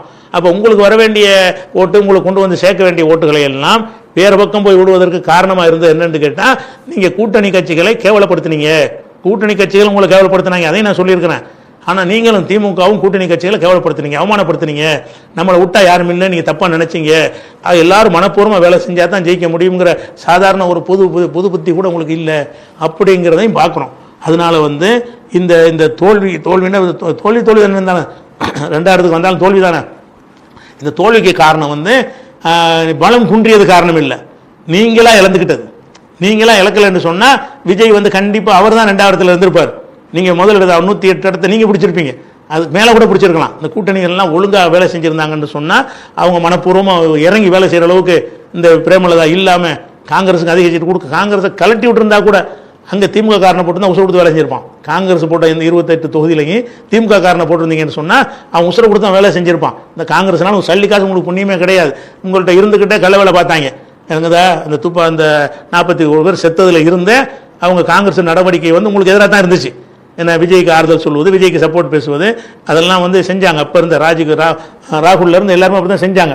அதனால அவர்களை வந்து நீங்கள் உங்கள் கூட்டணியில் விசுவாசம் இல்லாமல் இருக்கணும் கலட்டி விட்டுட்டு விசுவாசம் உள்ளவர்களுக்கு கொஞ்சம் தாராளமாக கொடுத்துருந்தீங்கன்னு சொன்னால் இந்த நிலைமை வேறு மாதிரி போயிருக்கும், ரிசல்ட்டே வேறு மாதிரி போயிருக்கும். அதனால இந்த பின்னடைவுக்கெல்லாம் காரணம் வந்து இவங்களும் காரணம், திமுகவும் காரணம், காங்கிரஸும் காரணம், விடுதலை சிறுத்தைகளும் காரணம், கம்யூனிஸ்ட் அவங்கெல்லாம் காரணம் கிடையாது. இவங்கனால அது ஏற்பட்ட ரியாக்ஷன் தான் அது. இவங்க அவங்களை புறக்கணிச்சதுனால அவங்களால ஒழுங்காக ஈடுபட முடியலை. இனிமேல் நாங்கள் வந்து தேர்தல் முடிந்து விட்டது, இனி தனி எதிர்க்கட்சியாக செயல்படுவோம் நீ அறிவிக்கிறாங்க. கம்யூனிஸ்டுகள்லாம் எதுக்கு அறிவிக்கிறாங்க? போச்சு வேறு வழி இல்லாமல் நாங்கள் உங்கள்கிட்ட சேர்ந்துட்டோம், என்ன செய்கிறது, எடப்பாட்டில் போய் சேர முடியாது அப்படின்னு மன நொந்து போய் தானே கூட்டணியில் இருந்தாங்க. மன நொந்து போய் கூட்டணியில் வைக்கிறது நல்லதா? அவன் நொந்து போய் இருந்தால் வேலை செய்வானா? அப்போ இதெல்லாம் வச்சு பார்க்கக்கூடிய நேரத்தில் இது வந்து திமுக வந்து தேடிக்கொண்ட ஒரு தோல்வி. அதே ஆதரவாக களமாடினாங்கல்ல, அதில் பாதி பேர் என்ன செய்யணும், ட்ராக் மாற்றுறாங்க. அப்படி இல்லை காசுக்கு களமாடுறது தானே. களமாடுறவங்க என்ன செய்கிறான்னு கேட்டால் திமுகவுடைய இந்த விஷயங்களை விமர்சிக்கலாம். அதே நேரத்தில் வந்து திமுக வந்து குடும்ப ஆட்சி நடத்துதுங்கிறாங்க. யார் குடும்ப ஆட்சின்னு தெரிஞ்சாலும் ஆதரிச்சு இந்த போட்டுனால குடும்ப ஆட்சின்னு தெரிஞ்சதுக்கு ஆதரவுலாம் கொடுத்துப்புட்டு தோற்று போன பிறகு குடும்ப ஆட்சி அதுலேருந்து எதுக்கிறனா இருக்கணும், குடும்ப ஆட்சி வேணாங்கிறான். குடும்ப ஆட்சின்னு தெரிஞ்சுக்கிட்டு தான் திமுக மட்டும் கொடுத்தீங்க. தோற்று போனவுடனே குடும்ப ஆட்சி ஒளிந்தது அப்படின்னு சொல்லுவது, இந்த மாதிரி பேசக்கூடியவர்கள்லாம் நிறைய சந்தர்ப்பவாதிகள்லாம் வெளியே வருவாங்க, வந்திருக்காங்க. முகநூலில் பார்த்தீங்கன்னு சொன்னால் நேற்று வேறு மாதிரி பேசுகிறேன், இன்றைக்கி வேறு மாதிரி பேசுகிறானே அப்படிங்கிற ஒரு விஷயங்கள்லாம் வருகிறது. அதனால வந்து இந்த மாதிரிலாம் பேசக்கூடாது. அது மாதிரி குடும்ப ஆட்சிங்கிறாங்கல்ல, அதை ஒரு வாதமாக என்ன செய்கிறாங்கன்னு கேட்டால் ஒரு குடை மாதிரி சொல்கிறாங்க. அது சொல்ல முடியாது. குடும்ப ஆட்சிங்கிறதெல்லாம் வந்துக்கிட்டு அந்த கட்சியோ மக்களோ ஏற்றுக்கொண்டார்கள்னா அதை பேசணுமா? யார் குடும்ப ஆட்சின்றது ஒருத்தர் இருக்காரு, அவருடைய மகனை வந்து அந்த கட்சி ஏற்றுக்கிருச்சு, அந்த கட்சி ஒழுங்காக போகிறதுக்காக இந்த கட்சிக்கு உள்ள அக்கறையோட உங்களுக்கு அக்கறை ஜாஸ்தியாக இருக்குமா? ஸ்டாலினை விட உதயநிதி இருந்தால் தான் சரியாக வரும்னு கட்சிக்காரன் நினைக்கிறான். வேற ஒரு ஆளை போட்டோம்னு சொன்னால் அவங்களுக்குள்ள போட்டி வந்துடும், நானுக்கிட்டு கட்சி செதறி சின்ன பின்னமாக போயிடும். அதனால என்ன செய்கிறாங்கன்னு கேட்டால் உதயநிதினா சரி ஒரு நம்ம தலைவருடைய மகன் அப்படின்னு எல்லாருமே ஏற்றுக்கிட்டு வந்துடுவாங்க. அப்படிங்கிறது வரும்போது கட்சியுடைய நன்மையை கருதி தான் அந்த முடிவு எடுப்பாங்களே தவிர, அப்படி எடுக்கும் பொழுது மக்கள்கிட்ட ஓட்டு வாங்கி மக்கள்கிட்ட ஜெயிச்சு வந்துட்டாங்கும் போது அதுக்கு பிறகு அதை பேசுகிறீங்க. குடும்ப ஆட்சி அதுலேருந்து காங்கிரஸில் அப்படி தானே தொடர்ச்சியாக வந்துக்கிட்டே இருக்கிறது. குடும்ப ஆட்சின்னா இப்போ மோடி குடும்ப ஆட்சின்னா ஒரு குடும்பம் இல்லை, வாஜ்பாய் குடும்ப ஆட்சின்னா வாஜ்பாய் குடும்பம் இல்லை, குடும்பம் இல்லாதவங்க ஆட்சியில் இருந்த ஜெயலலிதாவுக்கு குடும்பம் இல்லை, குடும்பம் இல்லாதனால குடும்ப ஆட்சி இல்லை. ஜெயலலிதாவுக்கு ஒரு மகன் இருந்தால் என்ன ஆயிருக்கு? ஜெயலலிதாவுக்கு ஒரு மகனோ இருந்திருந்தால் என்ன ஆயிருக்கு? அதிமுக அந்த மகன் கையிலான இருந்திருக்கு. அவங்க குடும்ப ஆட்சி நடத்தலைன்னா குடும்பம் இல்லை அவங்களுக்குலாம். அதனால வந்து குடும்ப ஆட்சிங்கிறதுலாம் எனக்கு சரியான வாதம் கிடையாது. அது வந்து குடும்ப ஆட்சி எந்த முறையில் இருந்தாலும் சரி அந்த மக்கள் ஏற்றுக்கிட்டால் அது பிரச்சனை கிடையாது. அவங்க அந்த கட்சியை காப்பாற்றுறதுக்கு எது நல்லது நினைக்கிறாங்களோ அதுதான் செய்வாங்க. அதனால அண்ணா ஆரம்பித்த கட்சி அண்ணாவுடைய குடும்பம் இருக்காங்க, அது அந்த திமுகலாம் அழிஞ்சு போய் ஜீரோவில் வந்த பிறகு கருணாநிதி தானே கட்டி எழுப்பி கொண்டு வந்தார். அந்த திமுக தான் கம்ப்ளீட்டாக ஜீரோவில் வந்து நிப்பாட்டார் எம்ஜிஆர். அதுக்கு பிறகு அந்த திமுகவை ஆக்கி கொண்டு வந்தெல்லாம் யார்? கருணாநிதியுடைய உழைப்பை கொண்டு தான் அது நினைச்சு இவ்வளோ தோல்விக்கு பிறகு திரும்ப கொண்டு வந்திருக்கிறார். கொண்டு வரும்பொழுது நம்ம உருவாக்கின இயக்கம் நம்ம பையன் இருந்தால் ஒழுங்காக இருக்குன்னு நினைச்சாருன்னா தப்பு கிடையாது. அப்படி தான் எல்லாரும் நினைக்குவாங்க. எல்லா கட்சிகள்லையும் அப்படி ஒன்று இருக்குது. யார் குடும்ப ஆட்சியில் பேசுகிறாங்களோ அவங்க எல்லாம் குடும்பம் இல்லாதவங்கள இருப்பாங்க. குடும்பம் இருக்கிற யாராக இருந்தாலும் அவங்களுடைய மகனுக்கு பேரனுக்கு சீட்டு கொடுக்காம இருக்கிறாங்க. குடும்பத்தில் அமித்ஷா இருக்கார், அவர் பையனை கொண்டு போய் கிரிக்கெட் வாரியத்துக்கு அவன் தலைவராக போடுறாரு, அது குடும்ப ஆட்சி தானே. அப்படி அப்படி நிறைய உதாரணங்கள் இருக்குது. குடும்பம் இருக்கிறவங்க குடும்பத்துக்கு ஏதாவது கொடுப்பான். அப்போ இந்த மாதிரியான வாதங்களையும் கொண்டாந்து வைக்கிறாங்க. யார் வைக்கிறா? ஏற்கனவே ஆதரிச்சுட்டு இருந்தவர்கள். நாம் திமுகவை பொறுத்த வரைக்கும் அவங்களோட ஆட்சி முறையில் எந்த குறையும் நம்ம சொல்லவே மாட்டோம். இப்போ நம்ம சொல்கிற குறையெல்லாம் என்னன்னு கேட்டால், நீங்கள் அந்த கூட்டணியை நடந்து கொண்ட விதத்தில் தானே தவிர மற்றபடி சிறப்பான ஆட்சி தான் செஞ்சீங்க, அதில் எந்த ஒரு மாற்றமும் கிடையாது. சிறப்பான ஆட்சின்னு சொன்னால் கம்பேர் பண்ணி அதிமுகவுடைய ஆட்சியோட கம்பேர் பண்ணும்பொழுது நல்ல ஆட்சி தான் கொடுத்துருக்குறீங்கன்னு தான் நம்ம நினைக்கிறோம். அதனால் நம்ம அதை விமர்சிக்கவே இல்லை என்பதையும் நம்ம தகவலை பதிவு செஞ்சுக்கிறோம். அதனால் இதுக்கு நம்ம கலங்க தேவையில்லை. இந்த தேர்தலை பொறுத்த வரைக்கும் எல்லா முஸ்லீம்கள்னு சொல்லலாம், ஒரு கணிசமான முஸ்லீம்கள் திமுக கூட்டணி தான் வாக்களித்திருந்தார். என்னட்டா முஸ்லீம் இயக்கங்கள் பூராவுமே ஓரிரு பேர் லட்சுபேட் ஆள்களை தவிர அதிகமான முஸ்லீம் இயக்கங்கள் பூராவுமே திமுக வரணுங்கிறதுக்காக இல்லை, யார் வரக்கூடாதுங்கிறதுக்காக தான். இவன் வந்துடக்கூடாது, பிஜேபி வந்துடக்கூடாது என்பதற்கு உள்ள நமக்கு ஒரே சாய்ஸ் திமுக தான் என்று எல்லா முஸ்லீம் உணர்ந்தார்கள். திமுக நமக்கு அப்படி செஞ்சு இப்படி செஞ்சுங்கிற நினைத்தவர்கள் கொஞ்சம் பேர் இருக்கலாம். எல்லா முஸ்லீம்களுடைய நிலை என்னன்னு கேட்டால், இது இதுக்கு வரலன்னா வேற ஒன்று வந்துடும், அந்த வேற ஒன்று வரக்கூடாது. வேற ஒன்று எது வந்தாலும் அதிமுக வந்துடும், அதிமுக வந்தால் பாஜக வந்துடும் கூட்டணியில் இருக்கிறதுனால. பிஜேபி ஆட்சி வரக்கூடாது என்று சொன்னால் நமக்கு திமுக வருவதுதான் சரி என்ற அடிப்படையில் தான் எல்லா முஸ்லீம்களும் ஜமாத்துகளும் இயக்கங்களும் கட்சிகளும் நம்ம அரசியலில் ஈடுபடவே மாட்டோம்னு சொல்லக்கூடிய எங்களை போன்றவர்கள் கூட அதுக்கு ஆதரவாக இருந்த ஒரு காட்சியை பார்க்குறோம். அவ்வளோ ஓட்டு போட்டாங்க. ஒரு சில இந்த ரீல்ஸுக்கு இருக்குல்ல, அந்த அறமெண்டல் கேஸுகள், இவங்க வேண்டுமானால் கொஞ்சம் பேர் வாக்களித்திருப்பார்களே தவிர ஒட்டுமொத்த சமுதாயத்தினுடைய வாக்குகளை அவருக்கு தான் போனது. அப்படி இருந்த அவர் திமுக ஜெயிக்கலைங்கும் போது மன உளைச்சலுக்கு ஆளாகிறாங்க. உங்களுக்கு கஷ்டப்பட்டு ஓட்டு போட்டோமே, வந்துடுவார் நினைச்சமே, வரலையே அப்படின்னு கவலைப்படுறான். அப்படி கவலைப்பட தேவையில்லை. இஸ்லாமிய அடிப்படையில் அல்லாஹ்வுடைய நாட்டுன்னு ஒன்று இருக்குது. நீங்கள் செஞ்சாலும் நடக்கணும்னு அவசியம் கிடையாது. உங்கள் வேலையை கரெக்டாக செஞ்சிட்டீங்க. உங்களுக்கு பாதுகாப்புக்கு என்ன செய்யணுமோ உங்களுடைய சிந்தனையை பயன்படுத்தி சிந்தித்து பார்த்து இதான் நமக்கு நல்லதுன்னு ஒரு முடிவு எடுத்துட்டீங்கல்ல, அது கரெக்டாக செஞ்சிட்டீங்கல்ல. நீங்கள் மட்டும் செஞ்சு நடக்கிற விஷயமா தான் அதை ஜெயிச்சிடலாம். இன்னும் பலர் கூட்டாக செய்யக்கூடிய ஒரு காரியமாக இருந்தால் அவங்க ஓங்கிருச்சுன்னா நீங்கள் எடுத்த நிலைப்பாடு தோற்று போயிடும். அந்த மாதிரி விளங்கி கொண்டு சரி நம்ம கடமை செஞ்சிட்டோம், அல்லது பாதுகாப்பாக இருப்பான் அப்படின்னு சொல்லி அதை என்ன லைட்டாக எடுத்துக்கொள்வது தான் ஒரு சரியான இஸ்லாமிய முறையாக இருக்கும். ஒரு பாயிண்ட் இருக்கிறது, இவர் இயல்புலேயே ஒரு பயந்தாங்கொள்ளி. இவர் பொதுவாக எதையும் எதிர்க்க மாட்டார். மத்திய அரசாங்கம்னா பயந்துருவார். அப்போ மத்திய அரசாங்கத்துக்கு அதற்கு மெஜாரிட்டியாக இல்லாமல் இருக்கிறாரா, மத்திய அரசாங்கத்தில் சொல்கிற எல்லாத்தையுமே ஒரு கேட்கணும், நீட் இடத்துல கையெழுத்து போடணும். கையெழுத்து போடலன்னு சொன்னால் கவர்னரை வச்சு கழிச்சு விட்ருவாங்க. ஏன்னா மைனாரிட்டியாக இருக்கிறாங்க, கூட இருக்கிற 2 மினிட் பண்ணால் ஓடி போயிடுவாங்க. மைனாரிட்டி அரசாங்கமாக இருக்கக்கூடிய நேரத்தில் அந்த மத்திய அரசாங்கம் கொண்டு எந்த மாதிரியான ஒரு இடத்தை கொண்டு வந்தாலும் இவர் நிறைவேற்றுவார். சிஏஎன் கொண்டு வந்தாலும் சரி, என்பிஆர் கொண்டு வந்தாலும் சரி, அதை செய்வார். இவர் அதை எதிர்த்து நிற்கிறதுக்கு முதுகெலும்பு இருக்குமானா பொதுவாகவே அவருக்கு அந்த தைரியமே கிடையாது. இவர் மைனாரிட்டியாக இருந்தால் முடியுமா?